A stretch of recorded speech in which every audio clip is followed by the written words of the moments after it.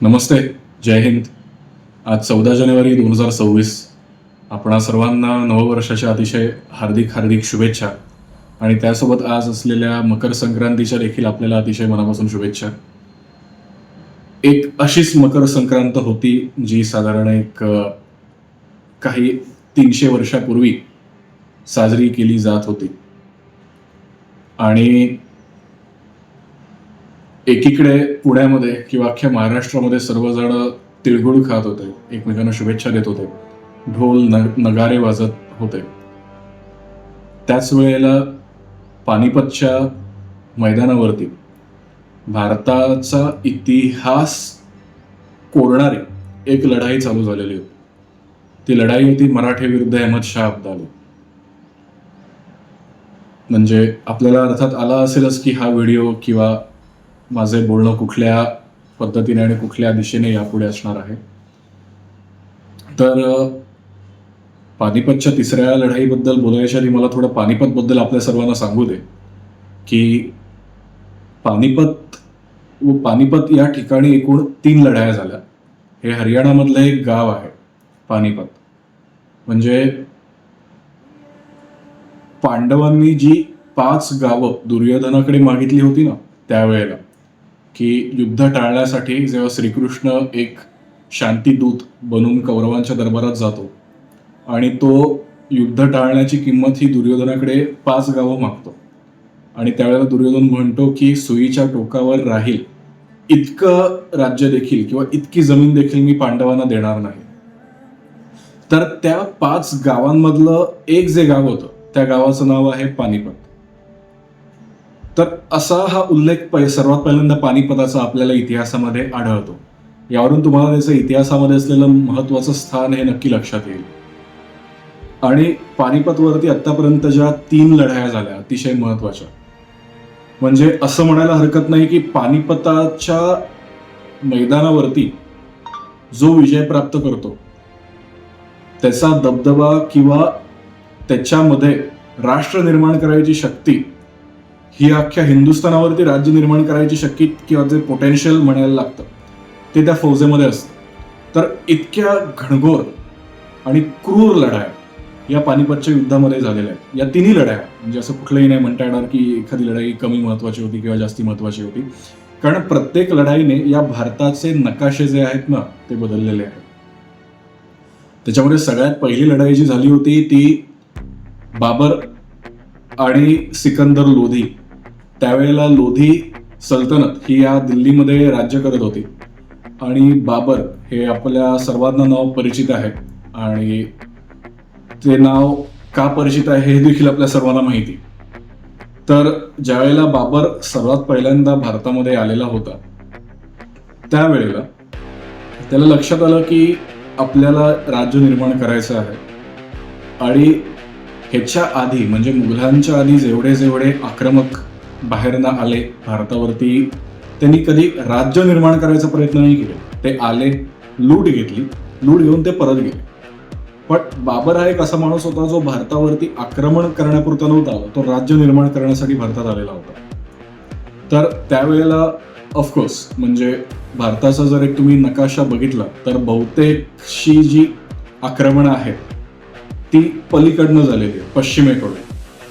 कारण खालती अख्खा समुद्र आहे, इथे काही फार स्कोप नव्हता खालच्या भागामध्ये. त्यामुळे इथे देखील लढाया झाल्या. ऑफकोर्स असं म्हणत नाही की स्कोप नव्हता याचा अर्थ बाहेरनं आक्रमण व्हायचा स्कोप तेवढा नव्हता, कारण त्यावेळेला नौसेना ही त्या दृष्टीने कमी प्रचलित होती. तर बाबर आल्यानंतर सुरुवातीला सिकंदर लोधीशी त्याचं युद्ध झालं. सिकंदर लोधी त्याच्यामध्ये पराजित झाला कारण बाबरकडे एक हुकुमी एक्का होता, त्याचं नाव होतं तोफखाना. त्या तोफखानाच्या जोरावरती पानिपताची लढाई ही बाबरने जिंकली. त्यानंतर भारतामध्ये पाय रोवले. बाबरने भारतामध्ये पाय रोवल्यानंतर पुन्हा एकदा त्याचा जो मुलगा होता हुमायून त्याचा पराभव झाला. त्याला पराभव झाल्यानंतर तो पुढे जंगलामध्ये भटकत तो त्याच्यामध्ये गेला. त्या ह्याच्यामध्ये मी आता फार त्या ह्याच्यामध्ये शिरत नाही. आणि त्याच्यानंतर जेव्हा हुमायूनचा मुलगा अकबर ह्याचा रोल आहे पानिपतच्या दुसऱ्या लढाईमध्ये, तर त्यावेळेला जो सेनापती होता दिल्लीचा हेमचंद्र, त्याच्या विरुद्ध अकबरची सेना, म्हणजे ज्याला अकबर बैरम खान ज्याचं नाव होतं, की ज्याने हुमायूनच्या मृत्यूनंतर अकबराला सिंहासनावर बसवलं आणि अकबराच्या नेतृत्वाखाली राज्य करायला सुरुवात केली, राज्यकारभार करायला सुरुवात केली. अकबर वयाच्या 13व्या वर्षी सिंहासनावर बसलेला होता. तर त्या दोघांमध्ये अकबर आणि हेमचंद्र या दोन, किंवा त्याला हेमू देखील असं म्हटलं जातं, यांच्यामध्ये पानिपतची दुसरी लढाई झाली होती. आणि त्याच्यानंतर ज्या वेळेला हेमचंद्राचा पराभव झाला त्यावेळेला मुघलांचे पाय हे जे भारतामध्ये भक्कमरित्या रोवले गेले, ते पुढल्या अनेक दशकांसाठी रोवले गेले. It was not a small victory, it was a deciding movement. त्यावेळेला कोणालाही माहिती नसेल की भारताचे नकाशे हे आता किती बदलणार आहेत. आणि त्याच्यानंतर फक्त परत एकदा ते नकाशे बदलले, ते म्हणजे पानिपतच्या 3ऱ्या युद्धामध्ये.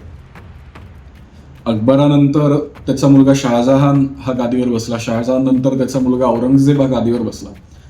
आणि औरंगजेबाच्या मृत्यूनंतर, म्हणजे औरंगजेबाचा एक सर्वात मोठा ड्रॉबॅक जो असेल स्ट्रॅटेजिक दृष्ट्या, की त्याने आयुष्यातली 27 वर्ष ही महाराष्ट्रामध्ये काढली. म्हणजे एकदा ज्या वेळेला छत्रपतींना मारण्यासाठी जो औरंगजेब तिकडनं चिडून उत्तरेतनं निघाला, महाराष्ट्रामध्ये आला. महाराष्ट्रामध्ये 1681 साली आलाय तो. त्याच्यानंतर औरंगजेब पुन्हा कधी आग्र्याला गेल्याचा, दिल्लीला गेल्याचा कुठलाही दाखला इतिहासात नाही. तो इथेच होता. 27 वर्ष औरंगजेब महाराष्ट्रामध्ये होता. या औरंगजेबाशी राजाराम महाराज लढले, ताराराणी साहेब लढल्या, संताजी धनाजी लढले. आणि शेवटी 1707 औरंगजेब इथे महाराष्ट्रामध्ये मेला. तर हे जे सर्व लोक औरंगजेबाशी जे लढत होते, त्या सर्वांची जी प्रेरणा होती ती या 3 अक्षरांमध्ये होती, ते म्हणजे शिवाजी. ती जी प्रेरणा असते ना, त्या प्रेरणेच्या जीवावरती किंवा त्या प्रेरणेतनं मिळालेल्या ऊर्जेवरती मराठ्यांनी जो अखंड लढा दिला. औरंगजेब 5 लाखाची सेना घेऊन महाराष्ट्रामध्ये आलेला होता. आणि आपल्या छत्रपती शिवाजी महाराजांनी ज्या राज्याची बीजं रोवली आहेत आणि त्यांची जी स्वप्न आहेत ती पूर्ण करणं आणि आपल्या मातृभूमीचं परकीय आक्रमणांपासून रक्षण करणं, हा एकमेव अप्रोच त्यावेळेला मराठ्यांमध्ये होता. आणि ज्या वेळेला, म्हणजे औरंगजेब तिकडनं ज्या वेळेला 5 लाखाचं सैन्य घेऊन महाराष्ट्रामध्ये आला, त्यावेळेला औरंगजेबाला ही माहिती होतं की आपण ज्यांच्याशी लढायला चाललेलो आहोत हे काही असं साधं 1-2-4 वर्षात युद्ध संपणारं नाही. एक फार मोठी लढाई होती. आणि ज्या वेळेला अशा एका सैतानाशी ज्या वेळेला मराठे 27 वर्ष लढले, म्हणजे एक म्हटलं जातं ना की औरंगजेबाच्या मृत्यूनंतर जे मुघलांचे पुढले जे सर्व बादशाह होते ते तेवढे कॉम्पिटंट नव्हते. आणि त्याच्यानंतर जी एक पोकळी निर्माण झाली, ती पोकळी फक्त आणि फक्त मराठे का भरू शकत होते, त्याचं कारण या 27 वर्षांमध्ये आहे. म्हणजे जे मराठ्यांना जमलं ते जाटांना का नाही जमलं, ते राजपुतांना का नाही जमलं, ते इतर कुठल्याही लढाऊ जमातीला उत्तरेतल्या का नाही जमलं, तर याचं उत्तर या 27 वर्षांमध्ये आहे. म्हणजे मराठ्यांचा जो कॉन्फिडन्स होता औरंगजेबाशी युद्ध केल्यानंतर, की ज्यावेळेला औरंगजेबाला मराठ्यांनी पराभूत केलं त्यावेळेला मराठ्यांना त्यांची शक्ती ही किती मोठी आहे आणि त्याचा विस्तार ते किती करू शकतात याचा चांगला अंदाज आलेला होता. आणि या दृष्टीमुळेच, म्हणजे आपण जे म्हणतो की पोकळी जी निर्माण झालेली होती पूर्ण हिंदुस्थानामध्ये, की त्याचं एक उदाहरण द्यायचं झालं तर दिल्ली ही इतकी खिळखिळी झालेली होती त्यावेळेला, त्या काळामध्ये. तर आपण नादिर शहा या इराणच्या सम्राटाचं नाव आपण ऐकलं असेल. तर मोहम्मद शाह रंगीला, म्हणजे ज्याला रंगीला बादशाह म्हणतात, त्याचं नाव होतं मोहम्मद शाह. तर तो ज्या वेळेला राज्य करत होता, म्हणजे ह्याच्या पुढे जे सर्व बादशाह होते औरंगजेबानंतर आलेले, त्याच्यानंतरचे सर्व बादशाह हे बहुतेक वेळेला म्हणजे बसवलेले होते. म्हणजे औरंगजेबाचा पुढला जो मुलगा होता त्याचा, जो तिथे तराईच्या लढाईनंतर गादीवरती बसला दिल्लीच्या, तर तो वयाच्या 63व्या वर्षी बादशाह झाला. आणि त्याच्यानंतर जे पुढले बादशाह होते, तर दिल्लीच्या दरबारामध्ये त्यावेळेला गट तयार झालेले होते. म्हणजे इराणी गट, अफगाणी गट, जसे आता महाराष्ट्रामध्ये पण काही गट आहेत तसे त्यावेळेलाही गट निर्माण झालेले होते त्या काळी. हिंदुस्थानी गट असाही अजून एक गट होता. त्यानंतर शिया गट, सुन्नी गट असे विशिष्ट गट निर्माण झालेले होते. आणि त्या गटांमध्ये स्पर्धा होती. प्रत्येक गटाचे म्हणजे म्हणतात ना, किंग मेकर असतात, तसे जे आजही आहेत भारतामध्ये तसे त्यावेळेलाही होते, जे दिल्लीमध्ये राहायचे. तर त्या दोघांपैकी सय्यद बंधू नावाचे जे 2 किंगमेकर होते, त्यांच्या हातामध्ये जवळजवळ 20 ते 22 वर्ष दिल्लीची पातशाही होती. की त्यांनी त्यांच्या धोरणांना अनुसरून एखादा बादशाह जर त्यांना परवानगी देत असेल तर ते त्याला बसवायचे. जर त्याने त्यांच्या विरुद्ध कारवाई करायला सुरुवात केली अथवा त्यांच्या विरुद्ध जाऊन कुठली तरी एखादी गोष्ट तयार करायला सुरुवात केली तर ते त्याला बाजूला करायचे, त्याच्याशी दुसरा बादशाह बनवायचा. याचं एक उदाहरण मी तुम्हाला आता द्यायला आवडेल मला, की मराठ्यांची ताकद किती वाढलेली होती. तर औरंगजेबाच्या नंतर मुघलांकडनं एक चांगली राजकीय खेळी झाली, ती म्हणजे त्यांनी शाहू महाराजांना मुक्त केलं मुघलांनी. ह्याचं कारण एकच होतं की संभाजी महाराज, त्याच्यानंतर राजाराम महाराजांच्या मृत्यूनंतर म्हणजे आपण एक बघितलं तर सौ महाराणी ताराराणी साहेब यांच्याकडे सर्व मराठ्यांच्या लष्कराची धोरणं होती. आणि मराठ्यांमध्ये दुफळी माजवण्यासाठी की जर आता काही करायचं असेल तर त्यासाठी एक होतं की शाहू महाराजांना रिलीज करायचं. शाहू महाराजांना रिलीज केल्यानंतर ऑटोमॅटिकली मराठी साम्राज्य 2 भागांमध्ये विभागले जाईल असा मुघलांचा डाव होता आणि तो यशस्वी झाला. म्हणजे ताराराणी साहेब हे त्यांचं नेतृत्व घेऊन कोल्हापूर येथे स्थायिक झाल्या. ती एक लढाई झालेली होती म्हणजे ताराराणी साहेब आणि शाहू महाराज यांच्यामध्ये, की जी लढाई होऊ नये यासाठी अनेक लोकांनी अत्यंत आटोकाट प्रयत्न केले. पण जे नियतीला मान्य असतं ते शेवटी होतं. म्हणजे त्याला आपण कितीही काही केलं, जे होणार आहे ते शेवटी होतं. तर या लढाईमध्ये ताराराणी साहेबांचा पगडा जो होता तो प्रचंड भारी होता, कारण त्यांच्याकडे धनाजीराव जाधव यांचं नेतृत्व होतं. हे त्यांचे सेनापती होते. आणि शाहू महाराजांनी महाराष्ट्रामध्ये परत आल्यानंतर त्यांचा पेशवा म्हणून बाळाजी विश्वनाथ भट याची नेमणूक केली. बाळाजी विश्वनाथ भटांनी धनाजीरावांचं मन वळवलं आणि धनाजीरावांना कोणाच्या विरोधात बंड करायचं नव्हतं. म्हणजे ते राणांच्या विरोधातही जाणार नव्हते आणि त्यांना शाहू महाराजांच्या विरोधात देखील लढायचं नव्हतं. कारण शाहू महाराज ज्या वेळेला लहान होते त्यावेळेला ते धनाजीराव जाधव यांना धनाजी काका म्हणून हात मारायचे. म्हणजे अत्यंत लहान असताना ती भेट झालेली होती धनाजीराव आणि त्यावेळेला धनाजीराव खूपच तरुण होते आणि शाहू महाराज तर अत्यंत बाल्यावस्थेत होते. तर तेव्हाचं जे प्रेम होतं धनाजीराव जाधव यांचं शाहू महाराजांवरचं ते देखील कायम होतं. त्यामुळे त्यांना ह्यांच्या विरुद्ध युद्ध करायचं नव्हतं, शाहू महाराजांविरुद्ध ना त्यांना तारारायांच्या विरोधामध्ये, की ज्यांची त्यांनी सेवा इतकी वर्ष केली स्वराज्याच्या चरणी अर्पण या भावनेने, त्यांच्या विरोधातही त्यांना जायचं नव्हतं. आणि ती जबाबदारी शाहू महाराजांनी बाळाजी विश्वनाथ भट यांच्यावर दिली होती की आपण काही करून धनाजी काकांना आपल्याकडे वळवणार. पण बाळाजी विश्वनाथांनी तो जरी डाव यशस्वीरित्या अतिशय उघडरित्या साधला नसला तरी सुद्धा ते धनाजी काकांना किंवा धनाजीराव जाधव यांना तटस्थ राहण्यापर्यंत कन्व्हिन्स करू शकले. आणि ज्या वेळेला धनाजीराव जाधव हे सेनापती असून देखील त्यांची सेना युद्धामध्ये उतरली नाही त्यावेळेला ऑटोमॅटिकली शाहू महाराजांचं जे तुल्यबळ होतं किंवा जे सैन्यबळ होतं त्याच्या जोरावरती ताराराणी साहेबांचा पराभव झाला. आणि शाहू महाराजांची अशी कधी भावनाही नव्हती की त्यांचे जे बंधू होते की जे दुसरे शिवाजी महाराज म्हणून त्यांना म्हटलं जातं, जे ताराराणींचे सुपुत्र होते, त्यांनी कोल्हापूर संस्थानाची जबाबदारी घेतली किंवा शाहू महाराजांची अशी कधी इच्छा नव्हती की मला अक्षरशः त्यांना उखडून फेकून द्यायचं, अशी कधीही भावना नव्हती. इनफॅक्ट खूप प्रयत्न झाले होते शाहू महाराजांकडनं की युद्ध कशा प्रकारे टाळता येईल. पण असो, तो झाला इतिहासाचा भाग. तर त्याच्यानंतर मराठी साम्राज्य जे होतं हे 2 भागांमध्ये एक विभागलं गेलेलं होतं. एक कोल्हापूर संस्थान आणि दुसरं होतं ते साताऱ्याचं राज्य, जिथे छत्रपती शाहू महाराज विराजमान झाले. त्याच्यानंतर मी जो हा सर्व सांगितला इतिहास, तर त्याच्यामागे कारण हेच होतं ऍक्च्युअल पॉवरमध्ये हे आले कसे लोक, शाहू महाराज, किंवा ऑथॉरिटी आली कशी मराठ्यांकडे.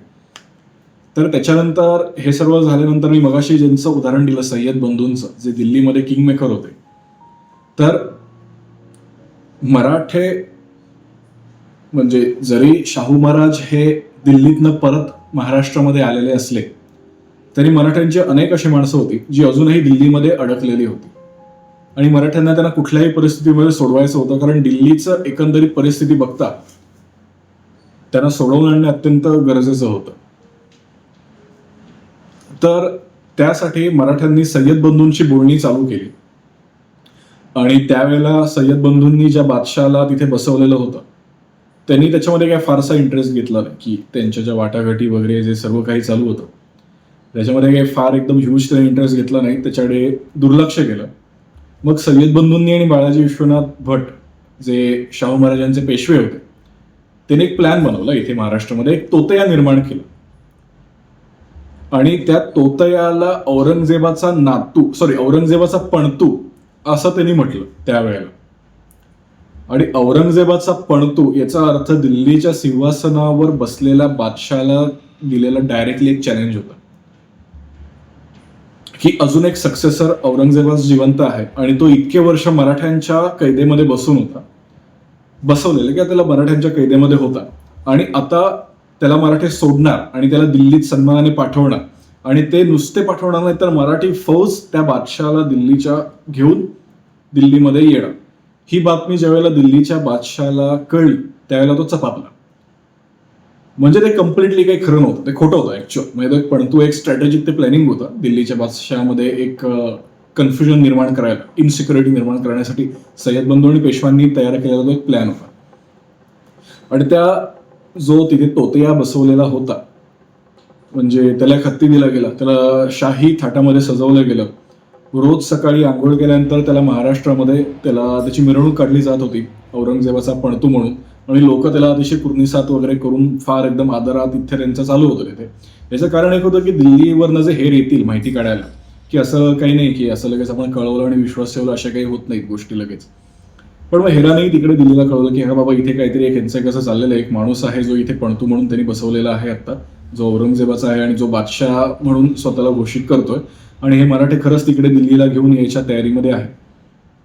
तर हे जेव्हा कळलं त्यावेळेला तो दिल्लीचा बादशाह चपापला आणि दिल्लीचा बादशाह चपापल्यानंतर ज्यावेळेला हे घेऊन तिकडे निघाले त्यावेळेला सय्यद बंधू ही त्यांच्यासोबत होते आणि ज्यावेळेला सय्यद बंधू हे दिल्लीच्या दरबारामध्ये गेले त्यावेळेला मराठी फौजा त्याचं नेतृत्व बाळाजी विश्वनाथ भट करत होते आणि त्यावेळेला श्रीमंत थोरले बाजीराव पेशवे हे देखील त्यावेळेला मराठी फौजेसोबत होते तिथे. तर साधारण एक फौज घेऊन मराठी फौज ही तिकडनं त्यावेळेला निघाली, मराठ्यांची फौज, आणि दिल्लीमध्ये येऊन धडकली. तर त्यावेळेला सर्वात पहिल्यांदा मराठ्यांना दिल्लीचं दर्शन झालं. म्हणजे शाहू महाराजांनी एक जे सर्वात चांगलं काम केलं ते हे होतं की त्यांची नजर किंवा त्यांचं साम्राज्य हे त्यांनी फक्त या महाराष्ट्रापुरतं मर्यादित ठेवलेलं नव्हतं, तर त्यांनी त्यांच्या सेनापतींना, जे सर्व मराठ्यांचे सेनापती होते, ते मल्हारराव होळकर असतील किंवा आणि कोणी, त्यांना फ्री हँड दिलेला होता की तुम्ही फक्त तुमची जी दृष्टी आहे ती फक्त या महाराष्ट्रातल्या जिल्ह्यांवरती किंवा महाराष्ट्रातल्या जहागिरींवरती तुम्ही ठेवू नका. तुम्ही अख्खं हिंदुस्थान हे आपलं घर आहे आणि अख्ख्या हिंदुस्थानावरती सध्या परकीय आक्रमक हे राज्य करत आहेत आणि या परकीय आक्रमकांना हुसकावून तुम्ही स्वतः तिथे आपला एकछत्री मराठ्यांचा अंमल निर्माण करा आणि त्या दृष्टीने तुम्ही पावलं टाका. तर त्यावेळेला पहिल्यांदा मराठी फौज ही महाराष्ट्राच्या बाहेर अशा एका स्ट्रॅटेजिक युद्धासाठी म्हणा किंवा वाटाघाटींसाठी म्हणा त्या दृष्टीने निघालेली होती. तर ज्या वेळेला मराठी फौज दिल्लीमध्ये पोहोचली त्यावेळेला तिथे गेल्यानंतर सय्यद बंधू हे बादशहाच्या दरबारात गेले, त्यांचं तिथे बादशहाशी वाजलं आणि त्याच्यानंतर त्यांनी सय्यद बंधूंनी बादशहाला सिंहासनावरून म्हणजे तख्ते ताऊस मयूर सिंहासनावर बसलेल्या अखंड हिंदुस्थानच्या बादशाला त्यांनी त्या सिंहासनावरून खाली खेचलं आणि त्यानंतर त्याला बाजूला करून त्याचं कत्तल करून तिथे एक नवीन बादशाह नेमला आणि मराठ्यांना हवेत ती फरमानं दिली, त्याच्यामध्ये चौथाई वसूल करण्याचा अधिकार देखील मराठ्यांना मिळाला त्यावेळेला तिथे. आणि त्यावेळेला जी माणसं होती मराठ्यांची ती देखील सुखरूपरित्या मराठ्यांना मिळाली. आणि ज्या वेळेला हे सर्व घटना घडत होती, एखादा बादशाह ज्या वेळेला बदलला जातो त्यावेळेला काही बंड होतात, काही हल्ले होतात, तर त्यावेळेला लढाई देखील तिथे थोडीफार झालेली होती. त्यावेळेला बाजीराव पेशव्याने दिल्लीतला एक दरवाजा आहे जो लाहोर दरवाजा ज्याला म्हटलं जातं, म्हणजे लाल किल्ला जो आहे तो ह्यूज आहे ऍक्च्युली. म्हणजे तुम्ही ज्या वेळेला तिथे जाल ना त्यावेळेला तुम्हाला ते नक्की लक्षात येईल की ज्याला अनेक दरवाजे आहेत, तर त्यातला एक लाहोर दरवाजा होता, त्याची जबाबदारी श्रीमंत बाजीराव पेशवे यांच्याकडे होती. आणि त्यांनी त्या दरवाजाचं संरक्षण केलेलं होतं की या दरवाजावरती जर कधी आक्रमण झालं तर ती जबाबदारी जोपर्यंत आपली माणसं बाहेर येत नाहीत आत गेलेली सुरक्षित, तर तोपर्यंत तो दरवाजा लढवायची जबाबदारी श्रीमंत बाजीराव पेशवे यांच्यावरती होती वयाच्या 18व्या वर्षी. तर हे मराठ्यांना झालेलं दिल्लीचं पहिलं रक्षण, की ज्याच्यामध्ये ते दिल्लीत जाऊन एक तोत्या निर्माण केला. तोत्या निर्माण केल्यानंतर ते दिल्लीत गेल्यानंतर आपल्याला जो हवा आहे हक्क चौथाईचा, तो हक्क मंजूर करून घेतला. हक्क मंजूर गेल्यानंतर परत ते महाराष्ट्रामध्ये आले सुखरूपरित्या. आणि त्याच्यानंतर आपल्याला अजून एक गोष्ट आता मला इथनं पुढे जाताना आपल्याला सांगावीशी आवडेल. तर त्याच्यानंतर पुढे सय्यद बंधूंचा खून झाला, त्यानंतर जे दिल्लीमध्ये पॉवर स्ट्रगल झालं ते आपल्याला इतिहासामध्ये नक्की सापडेल. मी आता त्याच्यावरती फार वेळ घालवत नाही. तर पुढे ज्या वेळेला नादिरशाह जो इराणचा बादशाह होता तो ज्या वेळेला दिल्लीवरती चालून आला आणि त्याच्या काही माणसांना इथे मुघल सैन्याकडून ज्या वेळेला प्रतिकार झाल्यानंतर, म्हणजे मुघल पराभूत झाले, त्याच्यामध्ये काही मुघलांना यश मिळालं नव्हतं अजिबात, पण मुघलांचा पराभव झाल्यानंतर त्याचे अतिशय जवळचे काही सहकारी होते, त्यांचा त्या युद्धामध्ये मृत्यू झाल्यानंतर हे ज्या वेळेला नादिरशाहला समजलं त्यावेळेला त्याने दिल्लीच्या एका चौथऱ्यावर उभा राहून त्याने एक तलवार बाहेर काढली आणि अशी एक तलवारीचा हात वरती केला आणि त्यानंतर त्यांनी कत्लेआमचा हुकूम दिला. आणि त्याची ऑर्डर लिटरली अशी होती, मराठीमध्ये मी तुम्हाला सांगतो, की जोपर्यंत ही मॅनातनं बाहेर आलेली तलवार, माझा हात जोपर्यंत परत ती तलवार मॅनामध्ये घेऊन जात नाही तोपर्यंत कत्लेआम थांबायचं नाही. आणि अशा या कत्लेआममध्ये जे प्रचंड म्हणजे म्हणतात ना मुंडक्यांचे मिनार रचले गेले, म्हणजे हे काय औरंगजेबापासून आलेली पद्धत होती, म्हणजे ती काही नवीन नव्हती त्यावेळेला, पण माणसांची मुंडकी कापायची आणि एका ठिकाणी मुंडक्यांचे ढीक तयार करायचे एका मिनारासह. असे मुंडक्यांचे ढीक त्यावेळेला दिल्लीमध्ये तयार केले गेले होते. सर्व स्त्रिया, सर्व मुलींवरती अत्याचार केले गेलेले इराणी सैन्याकडनं त्यावेळेला नादिरशाहच्या. आणि कत्लेआमचा अर्थ तोच असतो की आम जनता जी आहे तिची कत्तल. तर ती तिथे प्रचंड प्रमाणात झालेली होती. आणि त्यावेळेला नादिरशाहने इतकी लूट नेली की पुढे त्याने पुढलं 3 वर्ष त्याचं जे इराण हा जे राज्य होतं किंवा जो देश होता ते 3 वर्ष त्याने टॅक्स फ्री केलेलं, की त्याला पुढे त्याच्या लोकांकडनं कर घ्यायची गरज नाही लागली. इतकी संपत्ती घेऊन हा इराणचा बादशाह नादिरशाह दिल्लीतनं परत गेलेला होता. आणि त्यावेळेला दिल्लीचं नेतृत्व होतं, जो बादशाह होता तो होता रंगीला बादशाह, ज्याला मोहम्मद शाह रंगीला असं देखील म्हटलं जातं. आणि हे जे आक्रमण झालेलं होतं त्या आक्रमणामध्ये सैनिक म्हणून अहमद शाह अब्दाली हा पहिल्यांदा भारतामध्ये आलेला होता, की जो पानिपतच्या 3ऱ्या युद्धामध्ये अफगाणांचं नेतृत्व करत होता, किंवा जो अफगाणांचा सुलतान हिंद होता जे त्याला म्हटलं जायचं ते.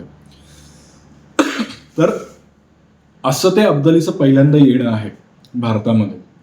आणि ज्या वेळेला अब्दाली पहिल्यांदा भारतामध्ये आला त्यानंतर भारतामध्ये आल्यानंतर त्याने भारतामध्ये संपत्ती किती आहे किंवा भारतातल्या संपत्तीचं पोटेन्शियल केवढं आहे या देशामध्ये, की तुम्ही स्वतः कल्पना करा की 3 वर्ष एखादं राज्य टॅक्स फ्री राहू शकतं. इतकी संपत्ती या भारत भूमीमध्ये त्यावेळेला होती आणि ती फक्त एका दिल्लीमध्ये होती. तर ते घेऊन गेले. त्याच्यानंतर नादिरशहाचा मृत्यू झाल्यानंतर अहमद शाह अब्दालीने तिथला तख्ता हासिल केलं. तख्ता हासिल केल्यानंतर त्यावेळेला त्याच्यानंतर पुन्हा एकदा तो भारतात आला. त्याला आदिना बेग याने त्याला बोलावणं दिलेलं होतं त्यावेळेला. तर त्यावेळेला भारतात आल्यानंतर पुन्हा एकदा त्याने दिल्ली लुटली आणि त्याच्यानंतर गेल्यानंतर जो 3ऱ्यांदा आला तो पानिपताच्या युद्धासाठी आलेला होता.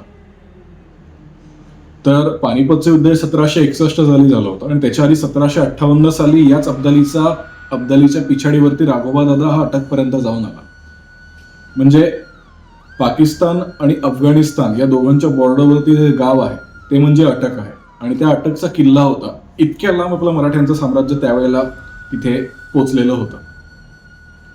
तर इतकं मोठं साम्राज्य आणि त्यावरती अब्दालीला बोलावणं गेलं, त्याच्या मागे सर्वात मोठी भूमिका होती ती म्हणजे नजीब खान रोहिल्याची.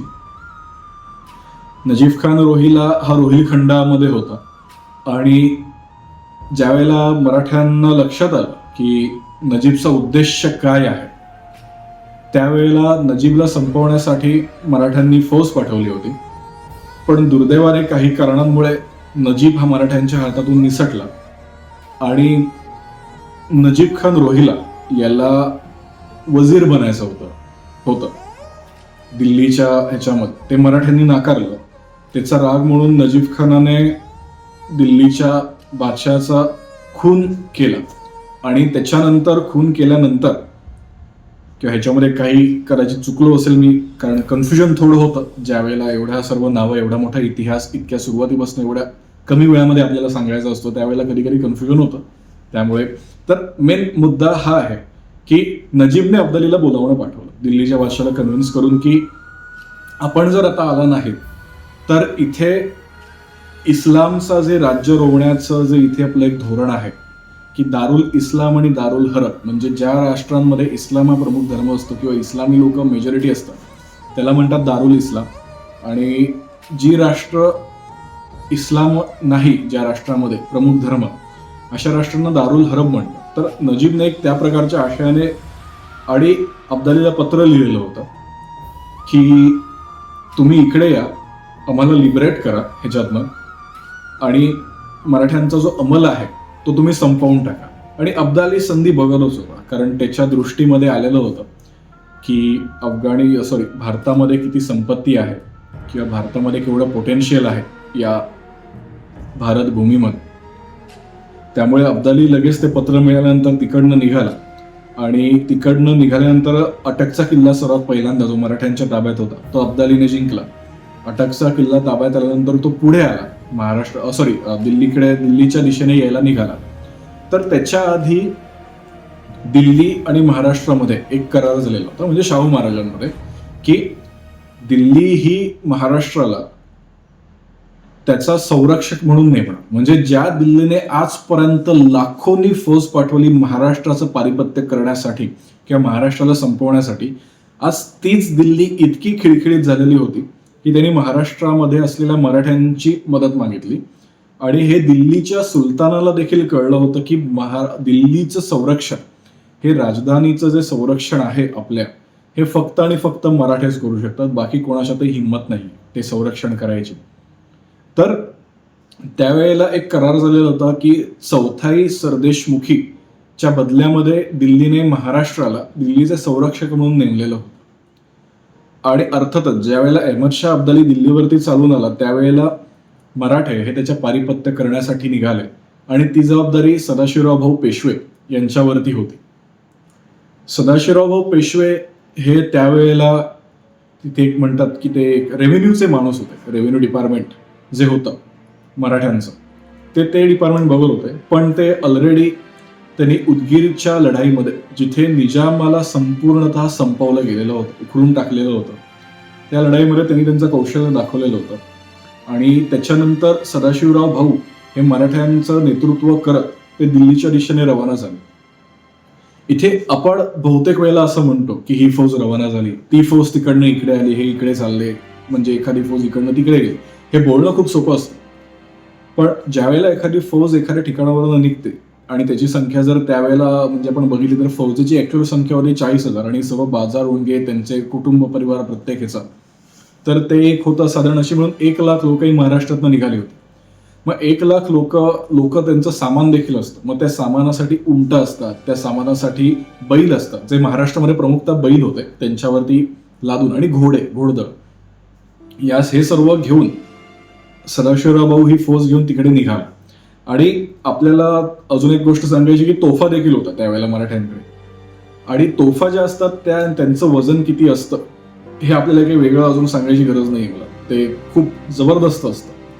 आणि अशा या तोफा घेऊन आपल्याला नद्या ओलांडायच्या. म्हणजे तुम्हाला चंबळ नदी ओलांडायची, पुढे जाऊन तुम्हाला यमुना नदी ओलांडायची, आणि ते पण भर पावसाळ्यात. असं नाही की आरामात आपलं उन्हाळ्यामध्ये ज्यावेळेला नदीचं पात्र कमी असेल, नाही, एक भर पावसामध्ये या सर्व नद्या ओलांडून तुम्हाला पुढे जायचंय.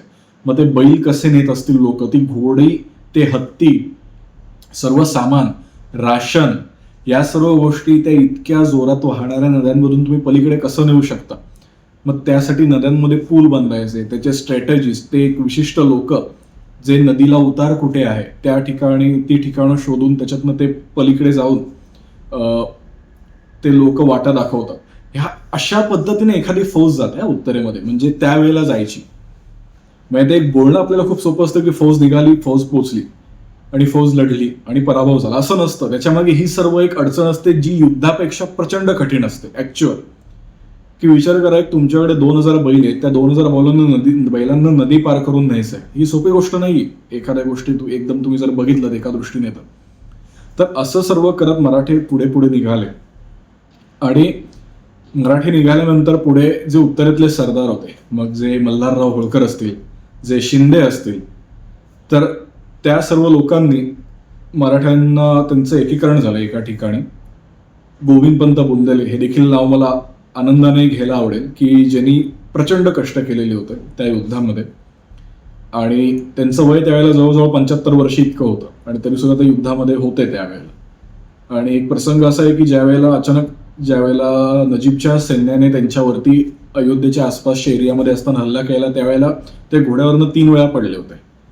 म्हणजे तुम्ही विचार करा की कुठल्या हलाखीमध्ये, कुठल्या परिस्थितीमध्ये, जिथे राशन नाहीये, जिथे फौज कमी पडते, जिथे काय म्हणतात घासदाणा नाहीये जनावरांसाठी, हे सर्व असताना देखील मराठी फौज ही त्या दिशेने निघाली होती.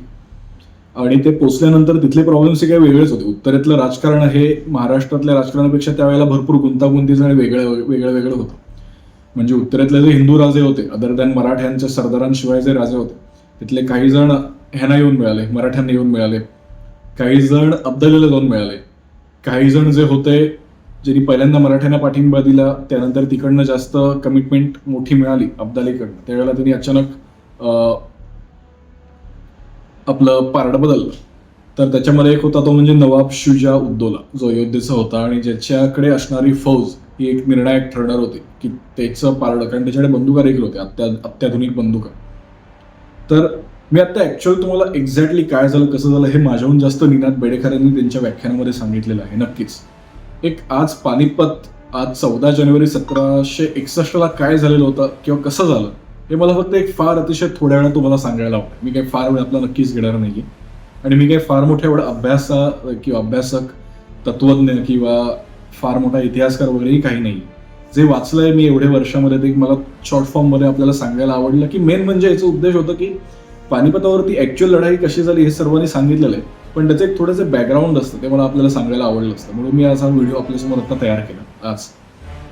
तर हे सर्व एकीकरण झाल्यानंतर एक मेन जो स्ट्रॅटेजिक पॉइंट होता की ज्याचा अफगाणांना फायदा झाला आणि मराठ्यांना त्याचा एक थोडा तुटवडा जाणवला किंवा ज्याने मराठ्यांची स्पीड कमी झाली, ते म्हणजे आपल्याकडे असलेली लोकसंख्या.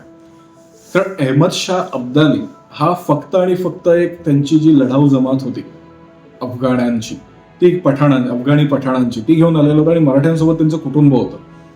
So at the same time Sadashivrao भाऊला त्याच्या सैन्याकडे लक्ष द्यायचं होतं, पण त्यांच्यासोबत जे त्यांची कुटुंब आली होती, जे बाजार बुणगे आलेले होते, जी लोक देवदर्शनासाठी त्यांच्यासोबत मराठ्यांसोबत आलेली होती, त्यांच्याकडे दुर्लक्ष करून चालणार नव्हतं. त्यामुळे त्यांना सोबत घेऊनच त्यांना पुढे जायचं होतं. म्हणजे जी यमुना नदी ओलांडायला सदाशिवराव भाऊला 32 दिवस लागले होते, की जिथे सर्वात जास्त एनर्जी आणि रिसोर्सेस हे मराठ्यांचे खर्च झालेले होते, तीच नदी अहमद शाह अब्दालीने लवकर ओलांडली मराठ्यांच्या तुलनेमध्ये. आणि त्यामुळे या फौजांमध्ये जे युद्ध झालं ते पानिपत या ठिकाणी झालं, ते देखील एक कारण आहे. म्हणजे सदाशिवराव भाऊ हा ज्या वेळेला त्याला कळलं की आपल्याला नदी आत्ता या वेळेला ओलांडता येणं शक्य नाही, जिथे आपले भरपूर दिवस खर्च झालेले आहेत, ते तसेच ते यमुना नदीच्या किनाऱ्याला लागत ते पुढे गेले. आणि पुढे गेल्यानंतर सदाशिवराव भाऊने जो नजीब खान उद्दौलाचा सिपाही सलार दिल्लीमध्ये त्याने बसवून ठेवलेला होता संरक्षणासाठी, त्याला इब्राहिम खान गार्दी हा जो तोबजी होता मराठ्यांचा त्यावेळेला, त्याने दिल्ली मराठ्यांना काबीज करून दिली. दिल्ली काबीज गेल्यानंतर म्हणजे जो एक अर्थार्जन जे असतं ना, एक अर्थ हा देखील एक खूप मोठा फॅक्टर असतो युद्धामध्ये. जे राष्ट्र निर्माण होतात ना, जे जगावरती आपला परचम फडकवतात, आपला ध्वज जगावरती फडकवतात, त्याच्या मागे कारण असतं अर्थार्जन. त्यांच्याकडे असलेलं फंडिंग, त्यांच्याकडे असलेलं द्रव्य, या सर्व गोष्टी. तर दिल्ली काबीज करेपर्यंत शिपायांच्या तनख्या ज्या होत्या त्याच्यावरती प्रचंड प्रमाणात तफावत झालेली होती ती पूर्ण करण्यामध्ये. मराठ्यांकडे खर्च प्रचंड होत होता, पण तेवढे रिसोर्सेस नव्हते पैसे घेण्यासाठी.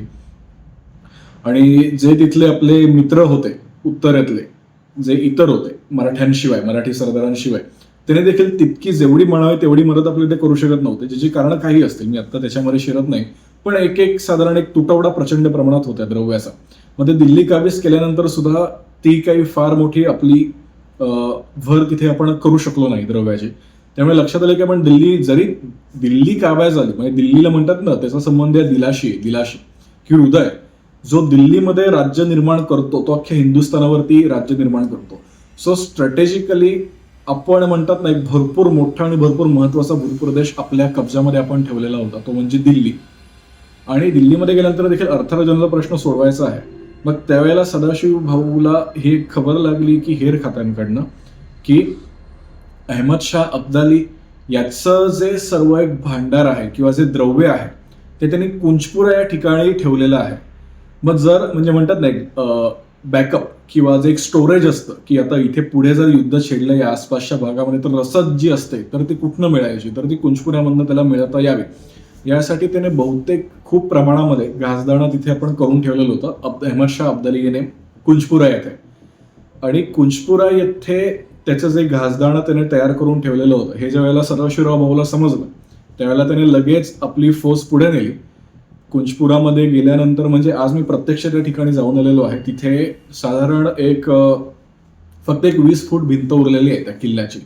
मग चारही बाजूने तटबंदी असलेला तो एक किल्ला होता. आणि तो किल्ला सदाशिवराव भाऊने जिंकला. कुंजपुरा आपल्या ताब्यात आल्यानंतर अब्दाली मात्र जाम तिथे त्याचा भ्रमनिरास झाला की त्याला कळलं की हे ज्यांच्यासोबत मी लढायला आलोय हे माझ्याहून खूप फास्ट आहे. म्हणजे इतके 1,00,000 लोक, ज्याच्यामध्ये स्त्रिया होता, ज्याच्यामध्ये बाजार बुणगे होते, ज्याच्यामध्ये इतके उंट, घोडे, हत्ती किंवा अजून काही बैल असतील, जनावरं असतील, या सर्व जनावरांना घेऊन असं इतक्या पटापट जाऊन कुंजपुऱ्यापर्यंत पोहोचणं ही एक सारी सोपी गोष्ट नाही, इतक्या नद्या ओलांडून.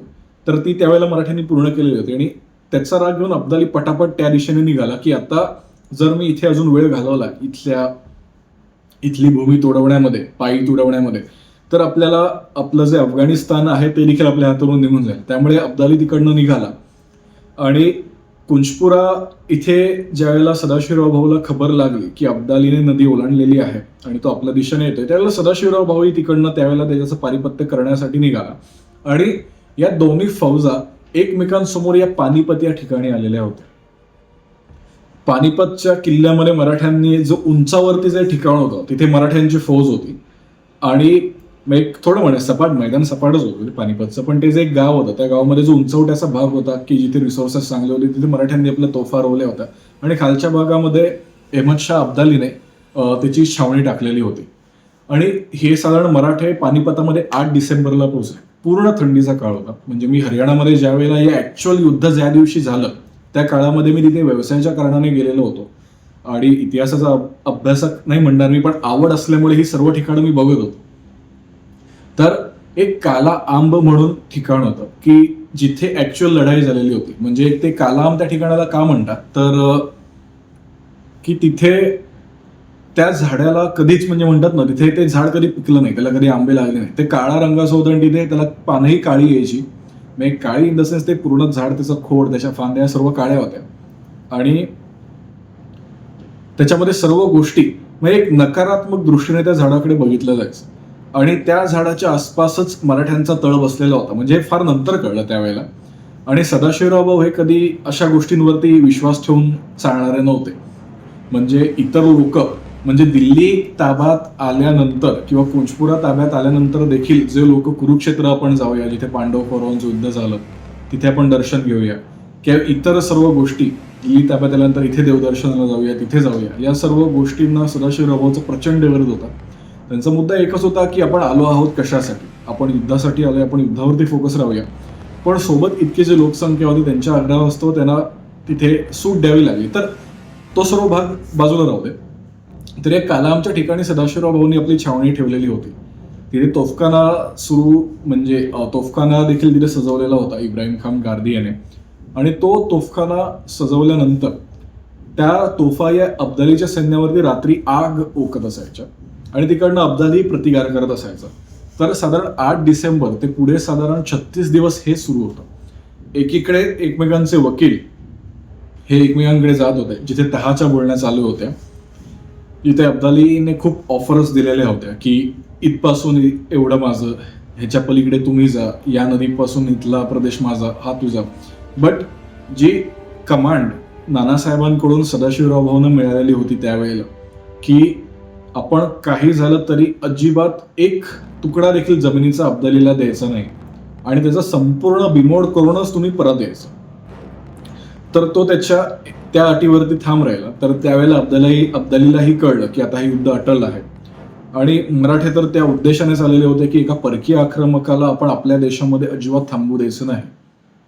आणि ते आल्यानंतर इथे म्हणजे ज्या वेळेला आता जवळजवळ एक सुस्पष्ट होत होतं, तर त्याच्यामध्ये अजून एक कारण होतं की जिथे सदाशिवराव भाऊंचं एक धान्याचं कोठार होतं, जिथे सर्व जनावरांची रसद होती, जिथे माणसांना लागत असलेली धान्यची जी पोती होती, जी कुंचपुऱ्यातनं सदाशिवराव भाऊने अब्दालीकडून हिसकावून घेतलेली होती, त्या कोठाराला काही ना काही कारणाने आग लागली आणि एका रात्रीमध्ये जवळजवळ 2 लाख रसद, 2 लाखाची रसद, ती बोनी जी असतील ती पूर्ण एका रात्रीमध्ये नष्ट झाली.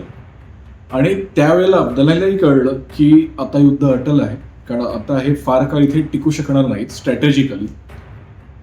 आणि म्हणजे लॉजिस्टिक्स जर बघितले तर युद्धामध्ये एक महत्वाचा भाग असतो तो म्हणजे लॉजिस्टिक्स. म्हणजे जर तुमच्याकडे बंदुकीची गोळी जर तुमच्याकडे पोचली नाही तर तुम्ही लढणार कसे आहात. म्हणजे ऑफकोर्स तुम्ही तलवारीने लढू शकता, पण ज्याच्याकडे बंदूक आहे त्याच्या दृष्टीने तुम्ही काय फार काळ टिकू शकत नाही. हे एक झालं. तसंच एक बॉर्डर पिक्चर मधला एक छान डायलॉग आहे तिथे, तो असा आहे की अक्षय खंदा ज्या वेळेला त्या नदीच्या इथे असतो बघा, विहिरीच्या इथे, त्यावेळेला तिथे त्याचा एका सुभेदाराशी चालू असतो जो लांगरी असतो. त्याच्यामध्ये लांगरी इन द सेन्स जो भटारखान्यामध्ये फौजेचं जेवण बनवतं, त्यावेळेला त्याने डायलॉग आहे तिथे की फौज खाने को नहीं बनाती, खाना फौज को बनाता है, की फौज खाने से चलती, खाना फौज से नहीं चलता. तर ज्या वेळेला आता लक्षात आलं की आता आपल्याकडे खाण्यासाठी काही उरलेलं नाहीये, त्यावेळेला युद्ध होणार हे अटल होतं. कारण मराठ्यांनी अफगाणिस्तानाकडे जाणारा रस्ता अब्दालीचा अडवलेला होता आणि अब्दालीने मराठ्यांचा पुण्याकडे येण्याची जी वाट होती ती अडवलेली होती. तर अशा पद्धतीने दोन्ही फौजा एकमेकांच्या समोर आलेल्या होत्या, ज्यांच्यामध्ये साधारण काही 1-2 कोसाचं अंतर असेल जेमतेम.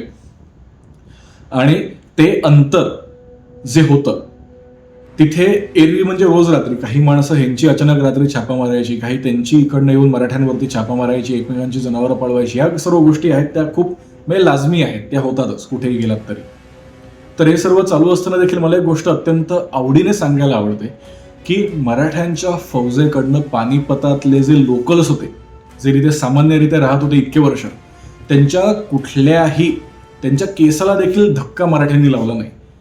त्यांच्याकडून कुठलीही जोर जबरदस्तीने कुठलेही रिसोर्सेस मराठ्यांनी घेतले नाहीत किंवा जोर जबरदस्तीने आपल्या मनगटाच्या जोरावरती त्यांच्यावर कुठलेही अन्याय अत्याचार केले नाही, जे अफगाणांनी ऑफकोर्स केले तिथे आजूबाजूला असलेल्या. की हे काही वेगळं मला आता सांगायची गरज नाही, अफगाणांची मानसिकता काय होती ते. तर युद्ध लढताना बहुतेक वेळेला असं म्हटलं जात होतं की सर्व युद्धामध्ये फक्त एकच धोरण असलं पाहिजे, ते म्हणजे विजय. पण मराठ्यांनी जी छत्रपती शिवाजी महाराजांनी जी तत्व आखून दिलेली होती युद्ध करतानाची, त्या सर्व तत्वांचं पालन करूनच तिथे वास्तव्य केलेलं होतं. जे काही 1-1.5 महिना तिथे वास्तव्य झालं त्याच्यामध्ये असं एकही माणूस, मराठ्यांना कधी कधी लुटारू म्हटलं जातं उत्तरेकडल्या लोकांमधनं की हे यायचे लुटायचे आणि मला निघून जायचे, बट त्याच्यामागे एक कारण होतं की आमच्यावरती जबाबदारी होती आणि आम्ही त्या ज्या खंडण्या घेत होतो उत्तर भारताकडनं आम्ही मराठे, तर ते यासाठी घेत नव्हतो की आम्हाला बा आमचं काहीतरी घर मोठं करायचंय.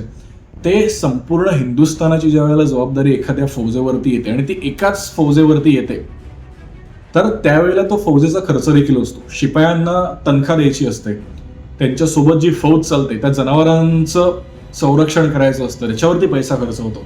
त्या जनावरांना धान्य लागतं, त्या धान्यावरती पैसा खर्च होतो. आणि जितकी लोक आपण ज्या ज्या ठिकाणी जातो त्या लोकांची लॉयल्टी आपल्यासाठी व्हावी, त्यामुळे देणग्याही द्याव्या लागतात. तिथे काही देवस्थान असतात, तिथे देखील प्रार्थना श्रद्धा म्हणून आपल्याला काही रक्कम द्यावी लागते, की पुढे उद्या जर आम्ही कधी इथे परत आलो तर त्यावेळेला तिथे जी आसपास लोकल आहेत, जी लोकल राजे आहेत, त्यांच्याकडनं आपल्याला सपोर्ट मिळावं, यासाठी देखील जी डिप्लोमसी खेळायला लागते. या सर्व गोष्टींसाठी आपण अधिकृत दिल्लीच्या बादशाहकडनं सरदेशमुखी आणि चौथाई वसूल करण्याचे हक्क आपण मंजूर करून घेतलेले होते. आणि त्याच्यानंतर त्या हक्कांचा वापर हे दिल्लीच्या आणि उत्तर भारतातल्या सर्व संस्थानांच्या किंवा राजांच्या किंवा राज्यांच्या संरक्षणासाठी म्हणून जी काही रक्कम लागेल ती आपण मागवतो. त्यामुळे एक लुटारू म्हणून जे मराठ्यांना म्हटलं जातं ते साफ चुकीचं आहे. आणि एक अभिमानी महाराष्ट्राचा नागरिक म्हणून मला आज देखील वाईट वाटतं. तर तो एक भाग नाहीये. तर त्यावेळेला ज्या खंडण्या आपण वसूल केलेल्या होत्या त्या कुठल्याही जोर जबरदस्तीने, म्हणजे ऑफकोर्स लोकही पैसेही, म्हणजे आजच्या काळात देखील कोणाचा जोर जबरदस्ती केल्याशिवाय पैसे फार कमी जण देतात. म्हणजे आपल्या शब्दाचा आदर, शब्दाचं पालन हे फार कमी लोक आजच्या काळात देखील करतात. तर त्यावेळेला तलवारीच्या जोरावरती कधी कधी खंडण्या वसूल कराव्या लागल्या असतील, मी डिनाय नाही करत, कम्प्लिटली लागल्या असतील. पण त्याचा उद्देश हा काही स्वतःचं घर भरणं किंवा स्वतःचं घर मोठं करणं हा उद्देश त्यावेळेच्या राजकीय नेत्यांमध्ये नव्हता, की ज्यांच्याकडे दूरदृष्टी होती संरक्षणाची.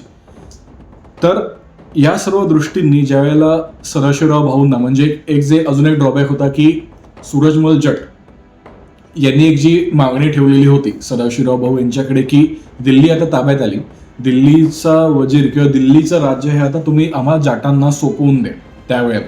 तर ती मागणी देखील रास्त नव्हती, कारण दिल्लीची पातशाही आम्ही सुरक्षित ठेवू याचं वचन याचं वचन शाहू महाराजांनी दिल्लीच्या बादशाहाला दिलेलं होतं त्यावेळेला, की मराठे कितीही ताकदवर झाले, कितीही शक्तिशाली झाले तरी दिल्लीची पातशाही हे मराठी बुडवणार नाही, तर आम्ही त्याचा संरक्षकच होतो आणि संरक्षक बनूनच आम्ही तिथे राहू. म्हणून दिल्ली ज्या वेळेला मराठ्यांनी जिंकली त्यावेळेला त्याने जाटांनी जी एक मागणी केलेली होती की आता दिल्ली आमच्याकडे ताब्यात द्या, कारण ऑफकोर्स जाटांचं देखील तिथे एक श्रद्धास्थान होतं. दिल्लीमधला जो भाग आहे, वृंदावन आहे, मथुरा आहे, त्याच्या आसपासचा जो सर्व प्रदेश आहे तिथे जाटांची देखील श्रद्धास्थानं होती आणि ती एकेकाळी या मुघलांनी हिसकावून घेतलेली होती. त्यामुळे जाटांनी जी मागणी केली तीही देखील काही साफ चुकीची आहे वगैरे असं मी नक्की म्हणणार नाही, किंवा त्याला चुकीचं किंवा बरोबर म्हणण्यापेक्षा मी त्याच्याकडे फॅक्ट म्हणून बघायला मला आवडेल की ठीक आहे, जाटांनी मागणी केली, ती मागणी शाहू महाराजांनी जे वचन दिलेलं होतं की दिल्लीची पातशाही आम्ही आमच्या पारिपत्याखाली आणणार नाही, तिथे कायम मुघल पातशाही मी जिवंत ठेवू, या वचनाचं पालन म्हणून सदाशिवराव भाऊंनी ती पातशाही जाटांच्या, सूरजमल जाटाच्या ताब्यात देण्याचं नाकारलं. आणि ते नाकारल्यानंतर जाट नाराज झाले आणि जाटांनी आपली फौज जी होती ती मराठ्यांना जी मदत करत होती ती फौज मागे घेतली. मराठ्यांना जे अन्नधान्य पुरवठा जाटांकडनं होत होता किंवा आजूबाजूच्या प्रदेशांमध्ये होत होता, जे सूरजमल जाटाच्या पारिपत्या किंवा आधिपत्याखाली होतं, तो देखील बंद झाला. तो बंद झाल्यानंतर मराठ्यांची हालत जी होती म्हणजे ऑफकोर्स वीक झाली आणि त्यामध्ये शुजाउद्दौलाने दिलेलं जे वचन होतं ते वचन त्यांनी तोडलं आणि तो अब्दालीला जाऊन मिळाला. म्हणजे हे जे असे काही धक्के जे लागलेले होते मराठ्यांना, हे सर्व धक्क्यांना पचवून सुद्धा मराठी फौज युद्धासाठी उभी राहणार होती. आणि पानिपत एक असं ठिकाण आहे की जिथे थंडी काय असते मी तुम्हाला एक कल्पना करून सांगतो. म्हणजे मी ज्यावेळेला माझ्या व्यवसायाच्या कारणासाठी तिथे गेलेलो असताना, ऍक्च्युअली याच काळामध्ये माझं जाणं झालं होतं. ज्या दिवशी युद्ध चालू होतं त्याच दिवशी मी त्या पानिपताच्या मैदानावरती किंवा जे युद्ध झालं होतं त्या आसपासच्या भागामध्ये फिरत होतो. म्हणजे पानिपतच्या युद्धामध्ये विजयी झाल्यानंतर अहमदशाह अब्दालीने ज्या दर्ग्यामध्ये जाऊन नमाज अदा केलं तो बुल अली कलंदर यांचा दर्गा देखील बू अली कलंदर यांचा दर्गा देखील मी जाऊन तिथे बघितला होता की तो आजही अस्तित्वात आहे. तुम्ही नक्की अवश्य तो बघा नक्की तिथे जाऊन. तर हे सर्व चालू असताना तिथे थंडी इतकी अफाट असते की मध्यंतरी मी काही वाचनामध्ये ज्या कादंबऱ्या वाचल्या किंवा जे लेख वाचले पानिपतचे, त्याच्यामध्ये असं देखील वर्णन आहे की शौचासाठी बाहेर गेल्यानंतर ज्या वेळेला तिथे थंडी आतमध्ये गेली शौचाच्या वाटेने, म्हणून सुद्धा आपले सैनिक हे गोठून मेलेले आहेत. अशा परिस्थितीमध्ये ते युद्ध लढायचे जिथे आपल्याला खाणं मिळत नाहीये, रात्रीची झोप मिळत नाही कारण तोफांचे वार एकमेकांवरती होत आहेत, दिवसभर प्रचंड थंडी आहे, धुकं आहे. म्हणजे मी तिथे 7 ते 8 दिवस सलग होतो. त्याच्यानंतर दुसऱ्यांदा पण त्याच वेळेला गेलो, त्यावेळेला तिथे एक 8 ते 10 दिवस त्याच भागामध्ये मी काढले. म्हणजे अक्षरशः तुम्हाला सांगतो की तिथे सूर्य दिसत नाही आपल्याला. म्हणजे आत्ता तुम्ही समुद्र सपाटीपासून किती उंचावर आहात, तर एका सर्टन अमाऊंटवरती आहात तुम्ही जिथे आहात तिथे. तर तसेच त्याप्रमाणे ती सपाट मैदानं आहेत. पण इथे जर तुम्ही तुमच्या घराच्या खालच्या ग्राउंड फ्लोअरवरनं जर तुम्ही फर्स्ट फ्लोअरवरती गेलात तर तुम्हाला काही फार वातावरणाने फरक जाणवत नाही. पण हे ज्या वेळेला मी तिथे केलं, मी जिथे राहत होतो त्या ठिकाणावर ज्यावेळेला मी एक मजला जरी वरती गेलो तरी मला तापमान थंड किती आहे, म्हणजे आधी जेवढी तीव्रता असायची थंडीची त्याच्याहून जास्त 4, 5, 10 पट जास्ती थंडी मला एक मजला नुसतं वरती गेल्यावरती जाणवायची. आणि अशी थंडी म्हणजे टेम्परेचर हे साधारण 5 डिग्री ते 15 डिग्री ह्याच्या आतमध्येच असतं दिवसा आणि रात्री सुद्धा, जिथे सूर्य सुद्धा आपल्याला फार कमी वेळेला दिसतो. तर अशा थंडीमध्ये 36 दिवस फौजा तिथे होत्या आणि अफगाणांना या थंडीची सवय होती.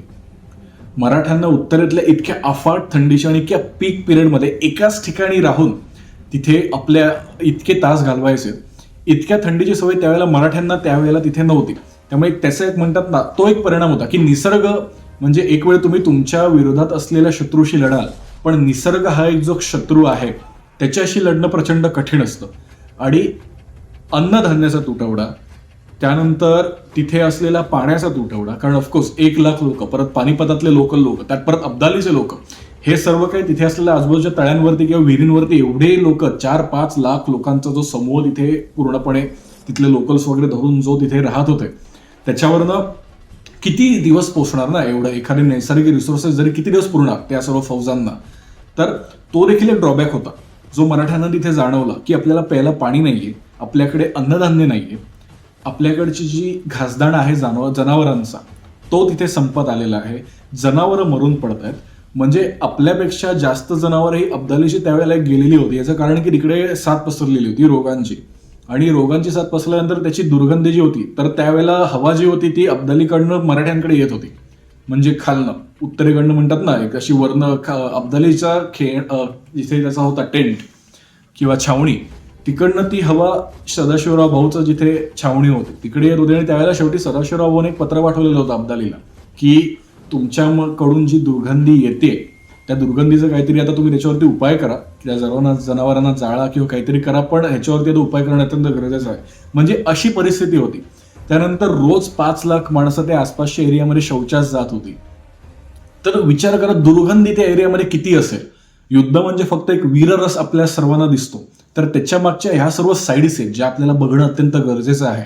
तर अशा परिस्थितीमध्ये जिथे अन्नधान्य नाही, जिथे दुर्गंधी आहे, जिथे लोक दिवसा मरत आहेत, जिथे खाणं नाहीये, जिथे मेलेल्या जनावरांच्या मांसावरती आपल्याला दिवस काढायला लागतात, जिथे आपल्याला भाकर मिळत नाहीये पोटाला, जिथे एक अचाट शत्रू, एक परकीय आक्रमक आपल्या समोर उभा टाकलेला आहे, अशा माणसाशी आपल्याला कुठल्याही परिस्थितीमध्ये लढायचं आहे. हा एक जो माइंडसेट होता ना, या माइंडसेटलाच आपला सलाम असला पाहिजे की हे जे शौर्य आहे आपल्या सामान्य माणसांमध्ये नसतं, किंवा ते असतं महाराष्ट्रामधल्या सर्व लोकांमध्ये आहे, पण आज आपण ते विसरलो आहोत. तर तो आत्ता विषय नाहीये, त्याच्यावरती येऊ आपण नक्की, त्याच्यावरती देखील मी नक्की एक कधीतरी मला बोलायची संधी मिळेल तर मी ते देखील बोलीन. पण ह्या सर्व गोष्टी मला सांगायच्या आहेत की इथे आजारपण देखील आहे, इथे युद्ध देखील आहे, इथे कुटुंब देखील आहे, इथे मातृभूमीचं संरक्षण हा या इतर सर्व गोष्टींपेक्षा महत्वाचा मुद्दा आहे. आणि इथे कुठलेही जे लोकल्स राजे होते, म्हणजे आपण दुसऱ्यांची लढाई लढतोय तिथे, म्हणजे जे तिथे ऍक्च्युअल ज्या प्रदेशामध्ये ते राहत आहेत ते कोणी मदतीला आले नाही. तिथे आपलीच लोक लढत होते, आपले सरदार, आपले मावळे, आपले लोक मराठे हे त्या ठिकाणी तळ ठोकून उभे होते त्या एका सैतानाशी लढण्यासाठी. तर अशी ही सर्व बॅकग्राऊंड असताना आता ज्या वेळेला ते धान्याचं कोठार जमलं, जिथे 2 लाख पोती एका रात्रीमध्ये जळून खाक झाली, त्यावेळेला दोघांनाही कळलं की आता मात्र, कारण 2 लाख पोती जळणं म्हणजे ही खबर पोचणं अब्दालीला काही ह्याच्यामध्ये काही फार मोठं कौतुक नाहीये. तर कारण ती एवढी मोठी आग लागली याचा अर्थ काहीतरी महत्वाची गोष्ट आहे जी जळलेली आहे. आणि आता सदाशिवराव भाऊ आज न उद्या आपल्यावरती चालून येणार या तयारीने अब्दालीने आपली पूर्ण सैन्य रचना त्या दृष्टीने करून ठेवलेली होती. आणि त्या दृष्टीनेच मराठ्यांना आता कूच करणं भाग होतं. त्यानुसार तो युद्धाचा दिवस आलेला होता, तो म्हणजे 14 जानेवारी 1761, की ज्या वेळेला एकीकडे पुण्यामध्ये, एकीकडे साताऱ्यामध्ये, एकीकडे महाराष्ट्रामध्ये ढोल नगारे वाजत होते, जिथे सर्वजण हा सण मकर संक्रांतीचा आनंदाने साजरा करत होते, आणि एका बाजूला इकडे युद्धाची तयारी सुरू झालेली होती. तर रात्री त्यानंतर सदाशिवराव भाऊने सर्व सरदारांना आपल्या त्यावेळेला जे खेमे होते त्याच्यामध्ये बोलावलं. खेमेमध्ये बोलावल्यानंतर प्रत्येकाला जबाबदारी दिली. त्यावेळेला एक स्ट्रॅटेजी अशी ठरलेली होती की आपण गोलाकार युद्ध करायचं मुघली पद्धतीचं. कारण जिथे असं एक 100 किलोमीटरची नुसती सपाट मैदानं असतात तिथे छापेमार पद्धतीने युद्ध करणे फार कठीण असतं. कारण लपण्यासाठी तुमच्याकडे कुठली जागा नसते. तर त्यानुसार इब्राहिम खान गारदी प्रत्येकाने आपापली जबाबदारी घेतलेली होती. मल्हारराव होळकर आहेत, शिंदे होते. ह्याच्यामध्ये मला जनकोजी शिंदेचं अतिशय उदाहरण द्यायला प्रचंड आवडेल. म्हणजे जनकोजी शिंदे यांचे जे पिता होते त्यांना नजीब खानाने मारलेलं होतं. म्हणजे ते एक वाक्य आपण म्हणतो ना, आजही देखील ऐकतो. जे म्हणजे त्यांचे वडील म्हणजे दत्ताजी शिंदे. दत्ताजी शिंद्यांनी ज्या वेळेला नजीब खानावरती, मी अवकाशी म्हटलं ना तुम्हाला, नजीब त्यावेळेला आक्रमण मराठ्यांनी त्याचं पारिपत्य करण्याचा प्रयत्न केला पण ते अयशस्वी झाले. तर त्याच्यामध्ये दत्ताजी शिंदे हे ज्यावेळेला नजीब खानावरती गेलेले होते आक्रमण करून सेना घेऊन मराठ्यांची, शिंदेची फौज घेऊन ज्यावेळेला ते तिथे गेलेले होते त्यावेळेला दत्ताजी शिंदे तिथे पडले दुर्दैवाने काही गोष्टी नाही. म्हणजे एक तोफेचा गोळा जो होता तो त्यांच्या घोड्यावरती येऊन आदळला. ते तिथे खाली पडलेले असताना नजीब तिथे पोचलेला होता आणि नजीबने त्यांना एक प्रश्न विचारला जे कन्व्हर्सेशन आज प्रचंड फेमस आहे. आणि त्याला जे उत्तर, त्या प्रश्नाला जे उत्तर दत्ताजी शिंदे यांनी दिलेलं आहे ते सर्वांच्यात आपले म्हणजे म्हणतात ना, मराठी रक्त, मराठ्यांचं रक्त काय आहे हे त्या एका उत्तरामध्ये आपल्याला समजतं. तर तो प्रश्न असा होता की और लढोगे, असं नजीबने दत्ताजींना प्रश्न विचारला होता.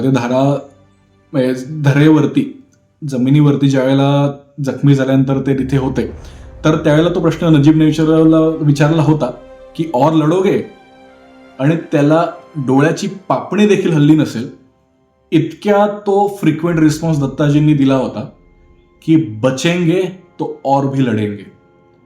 हे रक्त आपल्या सर्वांमध्ये आहे, महाराष्ट्रातल्या जनतेमध्ये. आणि त्यामुळेच ते जे म्हटलं गेलं ना की अब्दालीचं पारिपत्य या अखंड हिंदुस्थानामध्ये जर कोणी करू शकत होतं तर ते फक्त आणि फक्त मराठांच्या फौजेमध्ये होतं. बाकी कोणाची ती हिंमत नव्हती. आणि अशा शत्रूविरुद्ध लढण्यासाठी दत्ताजींचा मुलगा जनकोजी शिंदे हा सदाशिवराव भाऊ सोबत शेवटपर्यंत होता. युद्ध सुरू झाल्यानंतर ज्या वेळेला पारडं फिरलं युद्धानंतर आणि ज्या वेळेला मराठ्यांचेही काही सैनिक हे आपला जीव वाचवण्यासाठी, शेवटी प्रत्येकाला जीवाची पर्वाही असतेच, मग जसे देशासाठी शहीद होणारे लोक असतात तसेच काही कारणांनी मग प्रत्येकाला मागे कुटुंब असतं, प्रत्येकाला मुलं असतात, काही बाबांना आईवडिलांकडे लक्ष द्यायचं असतं किंवा काही मुलांना ऑप्शन नसतो, त्या लोकांना कधी कधी माघार घ्यावी लागते युद्ध चालू असताना. शेवटी एक वाक्य मी मध्यंतरी ऐकलेलं होतं. म्हणजे मी जी कादंबरी वाचली होती पानिपताची, ज्याच्यामध्ये विश्वास पाटलांनी ते वाक्य घातलेलं आहे एका व्यक्तीच्या मुखामध्ये की सर शाबीत तर पगड्या 50. मग ही जी एक मानसिकता आहे त्या कारणाने अनेक लोक पुढे मागे देखील फिरले, युद्धभूमीवरनं पळाले देखील. पण जनकोजी शिंदे ज्याचं वय हे जेमतेम 16 ते 20, मला एक्झॅक्टली वय नाही आता सांगता येणार त्याचं, पण विश्वासराव भाऊ हा जो नानासाहेबांचा मुलगा होता, जो सेनापती म्हणून म्हणजे सदाशिवराव भाऊ सोबत तिकडे आलेला होता, तो आणि जनकोजी शिंदेची मैत्री अतिशय चांगली होती. त्यामुळे मला वाटत नाही की त्याचं वय देखील, जनकोजी शिंदे यांचं वय देखील 19 ते 20 जास्त असेल. म्हणजे असा मुलगा जो अखंड शिंदेच्या उत्तरेतल्या फौजेचं नेतृत्व करतोय, तो शेवटच्या श्वासापर्यंत विश्वासराव त्याच्या मित्रासोबत तिथे उभा राहिलेला रणांगणावरती आणि तो तिथे शहीद झाला त्या युद्धामध्ये. त्याने शेवटच्या म्हणजे दत्ताजींची जी इज्जत होती पूर्ण उत्तर भारतामध्ये ती त्याने राखली. त्याने माघार नाही घेतली युद्धभूमीवरनं. तर असं हे रक्त होतं मराठ्यांचं आणि इस्पेशली जनकोजी शिंदेचं. मला खरंच अभिमान वाटतो त्याचा आणि दत्ताजींचा देखील. तर अशी सर्व माणसं ही आता 2 फौजा समोरासमोर आलेल्या होत्या आणि आता युद्ध सुरू होणार होतं. म्हणजे साधारण हरियाणामध्ये ज्या वेळेला थंडी असते त्यावेळेला पहाट जी होते ती साधारण 5, 5:15 किंवा 4 वाजल्यानंतर सूर्य उजडायला लागतो आपल्याला. म्हणजे आपल्याकडे महाराष्ट्रामध्ये जे 9 वाजता आपल्याला जे वातावरण दिसतं ना, 9, 10, 11 वाजता, तर त्यांच्याकडे सकाळी 6 वाजताच दिसायला लागतं थंडीच्या काळामध्ये. तर अशा काळामध्ये 2 फौजा एकमेकांच्या समोर आहेत. सदाशिवराव भाऊने लष्कर हलवायला सुरुवात केली आणि लष्कराची अतिशय महत्वाची जी फळी होती ती म्हणजे इब्राहिम खान गारदी याचा जो तोफखाना होता, ही सर्वात महत्वाची फळी होती. आणि त्या फळीवरती आधारून ही त्याला लागून सर्व फौज चालू होती. मग ते हुजरातीचं पागा असेल किंवा जी फौज असेल, असं सर्व प्रत्येकाला एक एक जबाबदारी दिलेली होती. एक मल्हारराव होळकरांकडे एक फ्लँक सांभाळायची जबाबदारी होती, एक जनकोजी शिंद्यांकडे होती. मी आता एकदम स्ट्रॅटेजिकली त्याच्यामध्ये शिरत नाही. तर असं हे सर्व सैन्य हलवायला लागल्यानंतर मराठ्यांचा पहिला म्हणजे मी निनाद बेडेकरांच्या व्याख्यानामध्ये ऐकलंय की दुपारी 2 वाजेपर्यंत ती जी लढाई चालू होती पानिपताची, ती संपूर्णपणे मराठ्यांच्या बाजूने चाललेली होती. तोफखान्याच्या जोरावरती जवळजवळ मराठ्यांनी एक चांगली जबरदस्त सुरुवातीला मुसंडी मारलेली होती त्या युद्धामध्ये. आणि त्याच्यानंतर एक काही झालं की काही जण जे होते त्यावेळेला युद्धामध्ये तिथे जे आपापली जबाबदारी निभावत होते, त्यांच्यामधले काही जणांमध्ये ज्यावेळेला त्यांना कळलं की अरे आपण एवढं मागे रेटलो, म्हणजे ते इतका तो हल्ला जबरदस्त होता की अहमद शाह अब्दाली यांनी त्याचा जो जनाना होता तो मागे हटवण्यासाठी त्यांनी ऑर्डर्स पास केलेल्या होत्या की आता कदाचित ही लढाई आपल्या विरोधात जाईल. अफगाणी सैनिक हे मागे फिरायला लागलेले होते आणि याच्यामध्ये सगळ्यात जास्त चोप जो बसला होता तो नजीब खान रोहिल्याच्या सैन्याला बसलेला होता की ज्याच्यामुळे हे सर्व पानिपत होत होतं, की जो त्याच्यामध्ये एक बीज होता त्याच्या विरुद्ध ही सर्व फौज तिथे चालून गेलेली होती.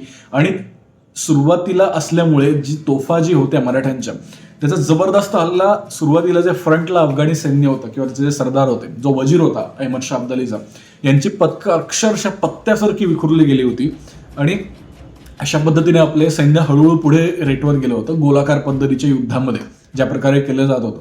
आणि युद्ध चालू असताना मला अजून एक गोष्ट सांगायला इथे एक आवडेल, ते हे आहे की युद्ध चालू असताना फक्त आपल्याला शत्रूला संपवायचं नव्हतं, तर आपल्या 40,000 फौजेसोबत जी लहान मुलं आलेली आहेत, जी अजून बाकीची जी सामान्य जनता जी देवदर्शनाच्या दृष्टीने आहे, जिथे वृद्ध आहेत, अशा सर्व लोकांना वाळवऱ्यावर सोडून चालणार नव्हतं. कारण शेवटी एखाद्या सेनापतीला जेव्हा निर्णय घ्यायला लागतो, सेनापती फक्त मी आणि माझी ही माणसं 4 माणसं ह्यांच्यावरती अवलंबून निर्णय नाही घेऊ शकत. त्याला सोबत जेवढी पण माणसं आलेली आहेत त्या प्रत्येकाच्या जीवाची जबाबदारी ही त्या एका सेनापतीवरती असते.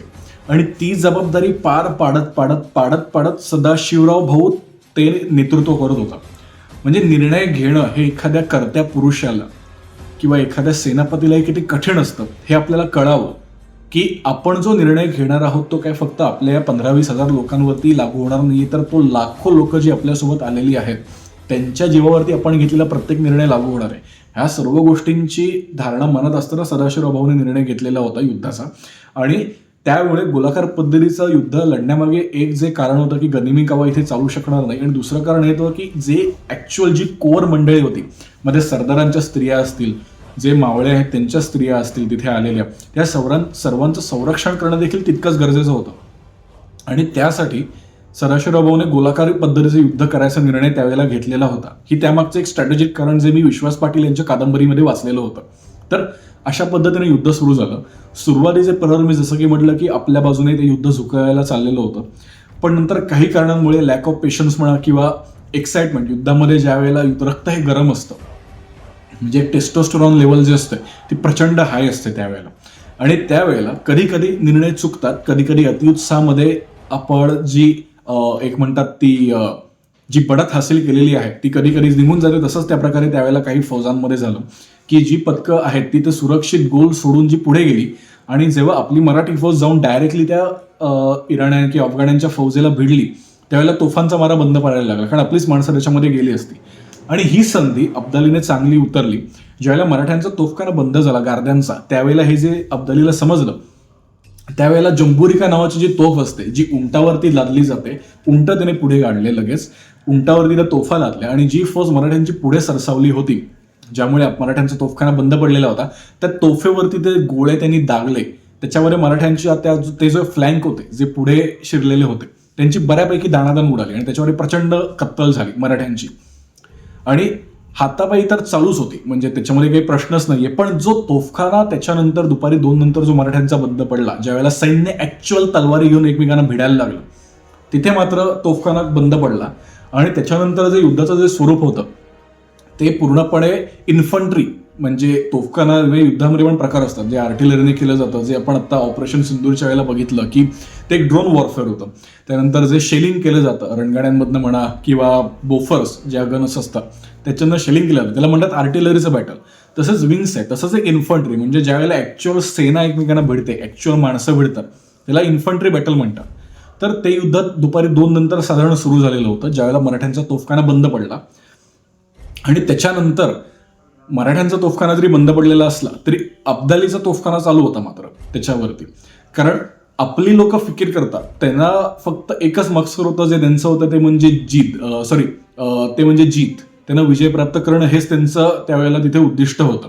आणि त्यानुसार त्यांनी जंबुरिका नावाची तोफ लादली, त्याच्यामुळे त्यांची माणसंही देखील जात होती, पण आपल्या माणसांना देखील बऱ्यापैकी तिथे मार खावा लागला सुरुवातीला तिथे. आणि त्याच्यानंतर जे युद्ध हाती सुरू झालं त्याच्यामध्ये मराठे कुठल्याही प्रकारच्या पराक्रमामध्ये कमी नव्हते, युद्ध चालूच होतं. आणि युद्ध चालू असता असता सदाशिवराव भाऊने एक विश्वासरावला एक वॉर्निंग दिली होती की भाऊ तू काही झालं तरी हत्तीतनं खाली उतरू नको. आणि त्यानुसार हत्तीच्या उंचावरती होता आणि तो जो एक स्नायपर होता अब्दालीकडे, त्यांनी बरोबर त्या विश्वासरावाला ओळखला. म्हणजे ज्या प्रकारे मराठे या विश्वासराव भाऊचं तिथे संरक्षण केलं जात होतं संरक्षण पथकाच्या अंदर, त्यावेळेला एक लक्षात आलेलं होतं की बाबा ह्याला जर आपण मारलं तर ही युद्ध आपल्या बाजूने बऱ्यापैकी, म्हणजे मराठ्यांचं जे एक काय म्हणतात ते धाडस म्हणा किंवा मन म्हणा किंवा मानसिक धैर्य मनोबल आपण कमी करू शकतो. तर ते अचूक त्यावेळेला स्नायपरने साधलं आणि तिथे विश्वासराव पडला. विश्वासराव पडल्यानंतर ज्या वेळेला आपला नेता आपला सेनापती जर ज्या वेळेला मराठ्यांना आपल्या हत्तीवरती दिसला नाही, त्याच्या हत्तीवरती दिसला नाही, तर त्यावेळेला तिथनं मराठ्यांच्या फौजेमध्ये गोंधळ उडाला. गोंधळ उडाल्यानंतर मराठी फौज थोडी विखुरली गेली. आणि म्हणजे जे इकडे महाराष्ट्रामध्ये जी लढाई झालेली होती, जिथे 5 शाह्या ज्या महाराष्ट्रामध्ये होत्या, आदिलशाही असेल, कुतुबशाही असेल, निजामशाही असेल, असे जे 5 शाह्यांनी मिळून विजयनगरच्या साम्राज्याविरुद्ध ज्यावेळेला आक्रमण केलेलं होतं आणि विजयनगरचा राजा कृष्णदेवराय ज्यावेळेला ते युद्धात पडला, त्यावेळेला जिंकत आलेली लढाई फक्त आणि फक्त आपला राजा पडला त्यामुळे आपण हरलो. आणि त्या दृष्टीने आता त्यावेळेला विजयनगरची फौज विखुरली गेली आणि महाराष्ट्रामध्ये या 5 सुलतानांच्या शाया ज्या इथे महाराष्ट्रामध्ये 5 शाया लादल्या गेल्या, तर त्या युद्धाचा म्हणजे ती एक जी मानसिकता होती की राजा पडला की आता झालं, संपलं, आता आपण हरलो, आता लढायचं कोणासाठी. तर हे धोरण बदलण्यासाठी छत्रपती शिवाजी महाराजांनी जे एक प्रचंड म्हणजे एक जे म्हणजे त्यांच्यासारखा आजपर्यंत राजकीय नेता किंवा एक अभ्यासक किंवा त्यांच्या एवढा थोर महापुरुष आजपर्यंत या महाराष्ट्राच्या भूमीवर किंवा अखंड हिंदुस्थानात आजपर्यंत पैदा झालेला नाहीये. म्हणजे त्यांनी जो एक माइंडसेट त्यावेळेला सर्व लोकांमध्ये तयार केलेला होता की तुम्ही फक्त या एका गादीसाठी लढत नाही आहात, तुम्ही ह्या मातीसाठी लढताय, तुम्ही तुमच्या सर्व लोकांसाठी लढताय. उद्या जर तुम्ही माघार घेतली इकडनं तर हेच सर्व जे लोक आहेत जे तुमच्या घरात बसून तुमच्या बायका स्त्रियांची अब्रू लुटणार आहेत. त्यामुळे तुम्ही लढताय, तुमची निष्ठा जी आहे ती एका राजापुरती मर्यादित नसून ती या भगवा जो झेंडा आहे मराठ्यांचा, त्या भगव्या झेंड्यासाठी तुमची निष्ठा अर्पण करा. आणि तो झेंडा जोपर्यंत तिथे शाबूत आहे, म्हणजे ज्याला युद्धाच्या भूमीमध्ये ज्याला जरी पटक्याचं निशाण म्हणतात, ते जोपर्यंत तिथे शाबूत आहे तोपर्यंत तुम्ही काही झालं तरी माघार घेऊ नका. हे छत्रपती शिवाजी महाराजांची शिकवण होती आपल्याकडे. पण दुर्दैवाने ज्या वेळेला विश्वासराव भाऊ पडला आणि त्याच्यानंतर मराठ्यांचं मनोधैर्य खचलं, त्यामुळे बऱ्यापैकी फौज जी होती ती आधीच विखुरली गेलेली होती जरी जंबुरिका नावाच्या तोफेमुळे, आणि जिथे मराठी थोडे हळूहळू मागे रेटले जात होते तर ते अजून त्यांचं मनोबल खचलं आणि त्यावेळेला बऱ्यापैकी माघार घ्यायला सुरुवात झालेली होती. म्हणजे काही जे फ्लँक्स होते, हुजरातीचं जे पथक असतं जिथे पूर्ण ॲक्च्युअल शाही कुटुंबातली लोक असतात, जसे की त्यावेळेला पेशवे होते जे हुजरातीच्या पागा, आणि हे हुजरातीचं जे पथक असतं हे संपूर्णपणे पेशव्यांच्या अधीन जरी असलं तरी ते छत्रपतींच्या संरक्षणासाठी त्याचा वापर करायचा असतो. आणि छत्रपतींच्या परवानगीशिवाय ते पथक हलवता देखील येत नाही एखाद्या पेशव्याला, असा त्यावेळेला ते रूल्स होते त्यावेळेला. तर ते पथक जे होतं ते शेवटला सेंटरला होतं, ज्याची साधारण संख्या होती 15,000 ते 20,000, आणि बाकीची जी फौज होती ती विखुरली गेली. विखुरली गेल्यानंतर ज्या वेळेला आता क्लिअर झालं की ओके आता हे जे पथक आहे या पथकावरती आपण जर विजय मिळवला तर हे युद्ध आपल्या बाजूने वळेल, हे अफगाणांना कळलं आणि त्यानुसार त्यांनी त्या दृष्टीने सर्व वाटचाल तयार केली. आणि पूर्ण जी अफगाण फौज जी होती, जी 60-70-1 लाखची असेल, काही मला एक्झॅक्टली आकडा आजही नाही माहिती, पण जी काही 60-70,000 फौज होती अफगाणांची, ती या हुजरातीच्या पथकावरती चालून आली.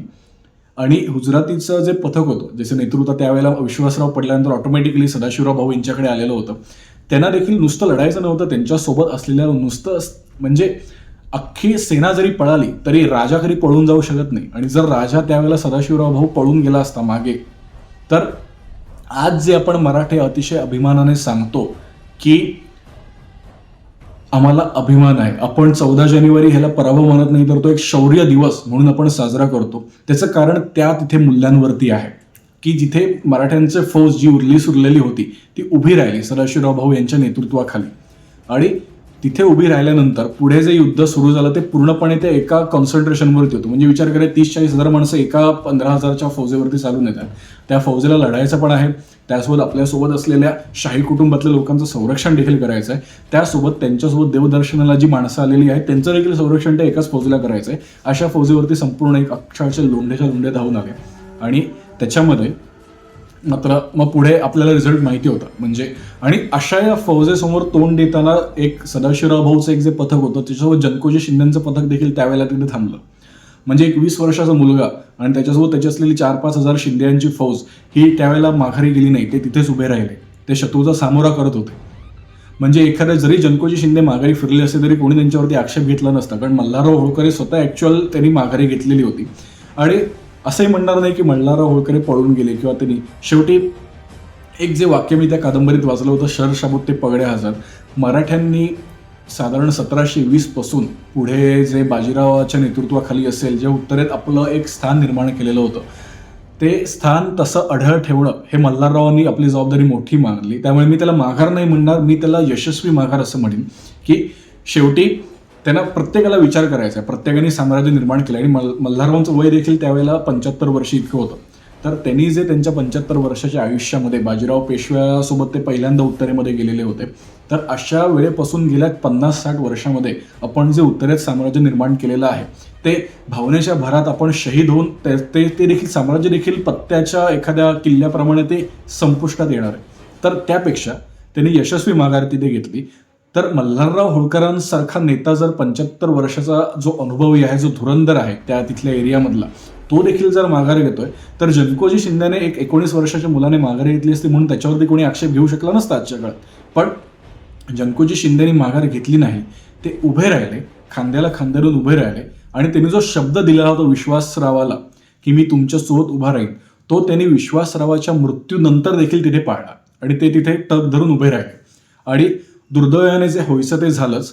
मल्हारराव होळकर हे जरी निघून गेलेले असले तरी त्यांनी पूर्ण जे मराठ्यांच्या स्त्रियांचं जे संरक्षण होतं, ते मराठ्यांच्या ज्या शाही स्त्रिया होत्या त्यांना परत महाराष्ट्रात पाठवायची जबाबदारी संपूर्णपणे मल्हारराव होळकरांनी त्यांच्यावरती घेतलेली होती. आणि ते त्या दृष्टीने आता पावलं टाकत होते. तर या जनकोजी शिंदे, सदाशिवराव भाऊ, त्याच्यासोबत अजून 2 लोक जी कायम जीवाला जीव देऊन आपला शब्द पाळण्यासाठी उभे होते आणि तिथे मरायला देखील उभे होते. ते म्हणजे एक शमशेर बहाद्दर, जो बाजीरावाला मस्तानीपासून झालेला मुलगा होता, तो देखील तिथे उभा होता. त्याने देखील माघार घेतली नाही. आणि त्याच्यासोबत एक होता तो म्हणजे इब्राहिम खान गारदी. म्हणजे ज्यावेळेला इब्राहिम खान गारदी हा आधी निजामाकडे नोकरीला होता. निजामाकडली नोकरी ज्यावेळेला निजाम संपला त्यावेळेला त्याला मारण्याच्या ऐवजी सदाशिवराव भाऊने त्यावेळेला एक युक्ती चालवली की ह्याच्यासारखा तोफजी, भले ह्याच्या तोफा आपल्याकडे आल्या असतील पण जर तोफजी नसेल तर या तोफांचा उपयोग काय, या अप्रोचने सदाशिवराव भाऊने त्याला रिक्रूट केलेलं होतं. आणि इब्राहिम खान गारदी याने नानासाहेब पेशव्यांसमोर शपथ खाल्लेली की आयुष्यभर मराठ्यांची सेवा करीन, मराठ्यांशी कधी दगा नाही केला जाणार. त्यामुळे युद्ध चालू असताना देखील बहुतेक वेळेला इब्राहिम खान गारदीच्या लॉयल्टीवरती त्यावेळेला खूप क्वेश्चन्स उभे केले गेलेले होते, प्रश्न काय म्हणतात विचारले गेलेले होते, उपस्थित केले गेले होते. पण म्हणतात ना की ज्या गोष्टी करायच्या असतात ना त्या सांगायच्या नाही, त्या करून दाखवायच्या असतात, त्या बोलून दाखवायच्या नसतं. तर तेच इब्राहिम खान गारदीने त्याची जी लॉयल्टी होती, त्याची जी निष्ठा होती मराठ्यांच्या साम्राज्यावरती, ती त्याने तिथे सदाशिवराव भाऊसोबत उभा राहून दाखवली. तो पळून नाही गेला तो देखील. त्याच्यासोबत त्याचे असलेले 800 गारदी तोपजी जे होते त्याच्यासोबत आलेले ते. आणि मग अशा प्रकारे या युद्धाचा शेवट आता जवळ आलेला होता. म्हणजे विश्वास पाटील यांनी त्यांच्या कादंबरीला नाव जे दिलेलं आहे या चॅप्टरला, त्याचं नाव आहे पांढरं आभाळ. म्हणजे जिथे शाप पूर्णपणे मराठ्यांची जी दुपारी 2 वाजल्यानंतर दाणादाण जी उडाली, काही ज्या गोष्टी घडल्या त्यामुळे. तर हे सर्व घडल्यानंतर ज्यावेळेला आता लक्षात आलं की आता काय आपला टिकाव लागत नाहीये, त्यावेळेला हे जे सर्व वीर होते ते शेवटपर्यंत तिथे उभे राहिले. म्हणजे आणि त्यानंतर ती लढाई साधारण संपुष्टात आली. संध्याकाळपर्यंत अब्दाली याचा विजय झालेला होता. मी तो विजय म्हणणारच नाही, कारण त्याच्यानंतर त्याचं जे ऑब्जेक्टिव्ह होतं की अखंड हिंदुस्थानवरती अंमल बसवायचा, ते काही शक्य झालं नाही. त्याला जाताना कुठल्याही प्रकारची लूट घेऊन जाता आलं नाही. उलट त्याचं इतकं नुकसान झालं की अफगाणिस्तान गेल्यानंतर अब्दालीचा तिथे खून झाला आणि त्याची सल्तनत तिथे दुर्राणी सल्तनत जी होती अब्दालीची ती तिथे संपुष्टात आली. कारण मराठ्यांचे लढून त्याचे इतके, जसे आपले लोक 30-40 हजार पडले तसे अफजालीचेही 30-35 हजार लोक त्या युद्धात पडले. आणि उरली सुरली फौज जी दमलेली होती, जिला घरी जायचे वेळ लागलेले होते, अशी जेव्हा तिकडे गेल्यानंतर तिकडे देखील त्याला युद्ध करायला लागलं अफगाणिस्तानमध्ये गेल्यानंतर, आणि तिथे पराभूत झाला. त्यामुळे अब्दाली आणि या युद्धानंतर परत कधी तिकडनं इकडे कधी आक्रमण नाही झालं त्या भागातनं. म्हणजे एक म्हणतात ना, जे एक हिंदुकुश पर्वतातनं ज्या फौजा सतत यायच्या, खैबर पख्तूनवा वगैरे जो अफगाणिस्तानातला भाग आहे तिकडनं सर्व निघून जो एक इकडे फौजा यायच्या कायम चालून यायच्या महाराष्ट्रावरती किंवा भारतावरती, तशा प्रकारे परकीय आक्रमकांची परत कुठलीही फौज तिथून इकडे आलेली नाही. तर त्यामुळे तो जो होता, जो जरी एक स्ट्रॅटेजिक दृष्ट्या जरी आपण बघितलं, जरी आपण त्याला पराभव म्हटलं, तरी तो एका प्रकारचा विजयच आहे. आणि मराठ्यांचं शौर्य, मराठ्यांची ताकद ही त्यावेळेला किती वाढलेली होती याचं एक फक्त एक अतिशय छोटं उदाहरण मी पटकन आपल्याला देतो आणि मी हा व्हिडिओ संपवतो. की एकेकाळी बादशहाच्या ज्या बेगम असतात जनानखान्यामध्ये, ज्या हजारोच्या संख्येमध्ये असायच्या, त्यांना पगार किती द्यायचा दर महिन्याला किंवा तनखा किती द्यायची त्यांचे खर्च भागवायला, हे मराठ्यांचा आपले छत्रपती ठरवत होते त्यावेळेला. इतकी ताकद त्यावेळेला मराठ्यांची वाढलेली होती. आणि भलेही तिथे त्या युद्धामध्ये पराभव झाला, आपली लोकं त्यावेळेला मारली गेली, तरी देखील जवळजवळ पुढल्या 10 वर्षाच्या आतमध्ये महादजी शिंदे आणि नाना फडणीस यांची जी जोडी होती, त्यांनी पुन्हा पुढल्या 10 वर्षाच्या आत दिल्ली आपल्या ताब्यात घेतली आणि पुन्हा अख्खा हिंदुस्थान मराठ्यांनी आपल्या टाचेखाली आणलेला होता. तर ही पुढली गोष्ट आहे. म्हणजे ते मी नक्की परत कधीतरी सांगेन. पानिपतच्या युद्धाबद्दल मला प्रचंड अभिमान आहे, आधीही होता, आत्ता देखील आहे. आणि ॲक्च्युअल ती ठिकाणं ज्यावेळेला तुम्ही व्हिजिट करता त्यावेळेला तुमच्या अंगावरती काटा येणार नाही अशी परिस्थिती तिथे आहे. म्हणजे येणार नाही असं होऊच शकत नाही, इतकी चांगली तिथे परिस्थिती आहे. म्हणजे आज जे हरियाणामध्ये जे म्हणतात ना रसरशीत भाज्या, रसरशीत टोमॅटो, रसरशीत एकदम फळभाज्या वगैरे येत आहेत, त्या आज तिथे काय येत आहेत? कारण त्या भाज्या तिथे चांगल्या सुपीक प्रदेशामध्ये निर्माण होण्यासाठी तिथे मराठ्यांनी आपलं रक्त सांडले गेलेलं आहे. त्यामुळे हे एक असं नातं आहे मराठ्यांचं, महाराष्ट्राचं आणि हरियाणातलं त्या पानिपत या गावाचं किंवा हरियाणाचं देखील तुम्ही म्हणा, की इतक्या दूरदृष्टीच्या गोष्टीने आपल्या छत्रपतींनी जी आपली भूमिका आखली होती की अहत पेशावर तहत तंजावर, म्हणजे हे सुंदर होतं. म्हणजे मी कल्पना करू शकत नाही की एक माणूस किती, म्हणजे एका माणसाने जर मनामध्ये आणलं तर तो काय करू शकतो. ह्याचं उत्तम उदाहरण म्हणजे महाराष्ट्रामध्ये असलेले आपले छत्रपती शिवाजी महाराज, की ज्यांनी ज्या स्वराज्याची पायाभरणी केली, इतकं मोठं साम्राज्य मराठ्यांचं उभं झालं. तर आपण सर्वांनी आज वेळ देऊन हे सर्व माझं भाषण जर ऐकलं असेल तर मी अतिशय मनापासून आपल्या सर्वांचे आभार मानतो. आणि आज जे वीर तिथे इतक्या वर्षापूर्वी लढले त्यांना अतिशय मनापासून मी सलाम देतो, मी त्यांना श्रद्धांजली अर्पित करतो. आणि आपल्या सर्वांची मी रजा घेतो आणि आपल्या सर्वांना फक्त एक सांगतो की आज आपल्याला हातात तलवारी घेऊन लढायची गरज नाही.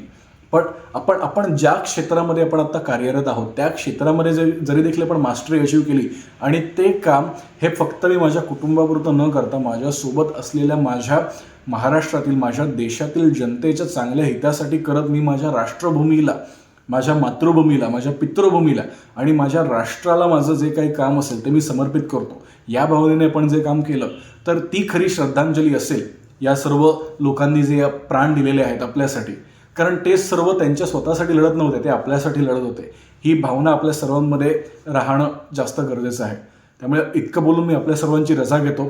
आपल्याला पुन्हा एकदा शुभेच्छा देतो आजच्या या मकर संक्रांतीच्या सणाच्या दिवशी, आणि आपल्या सर्वांची मी रजा घेतो. जय हिंद, जय महाराष्ट्र.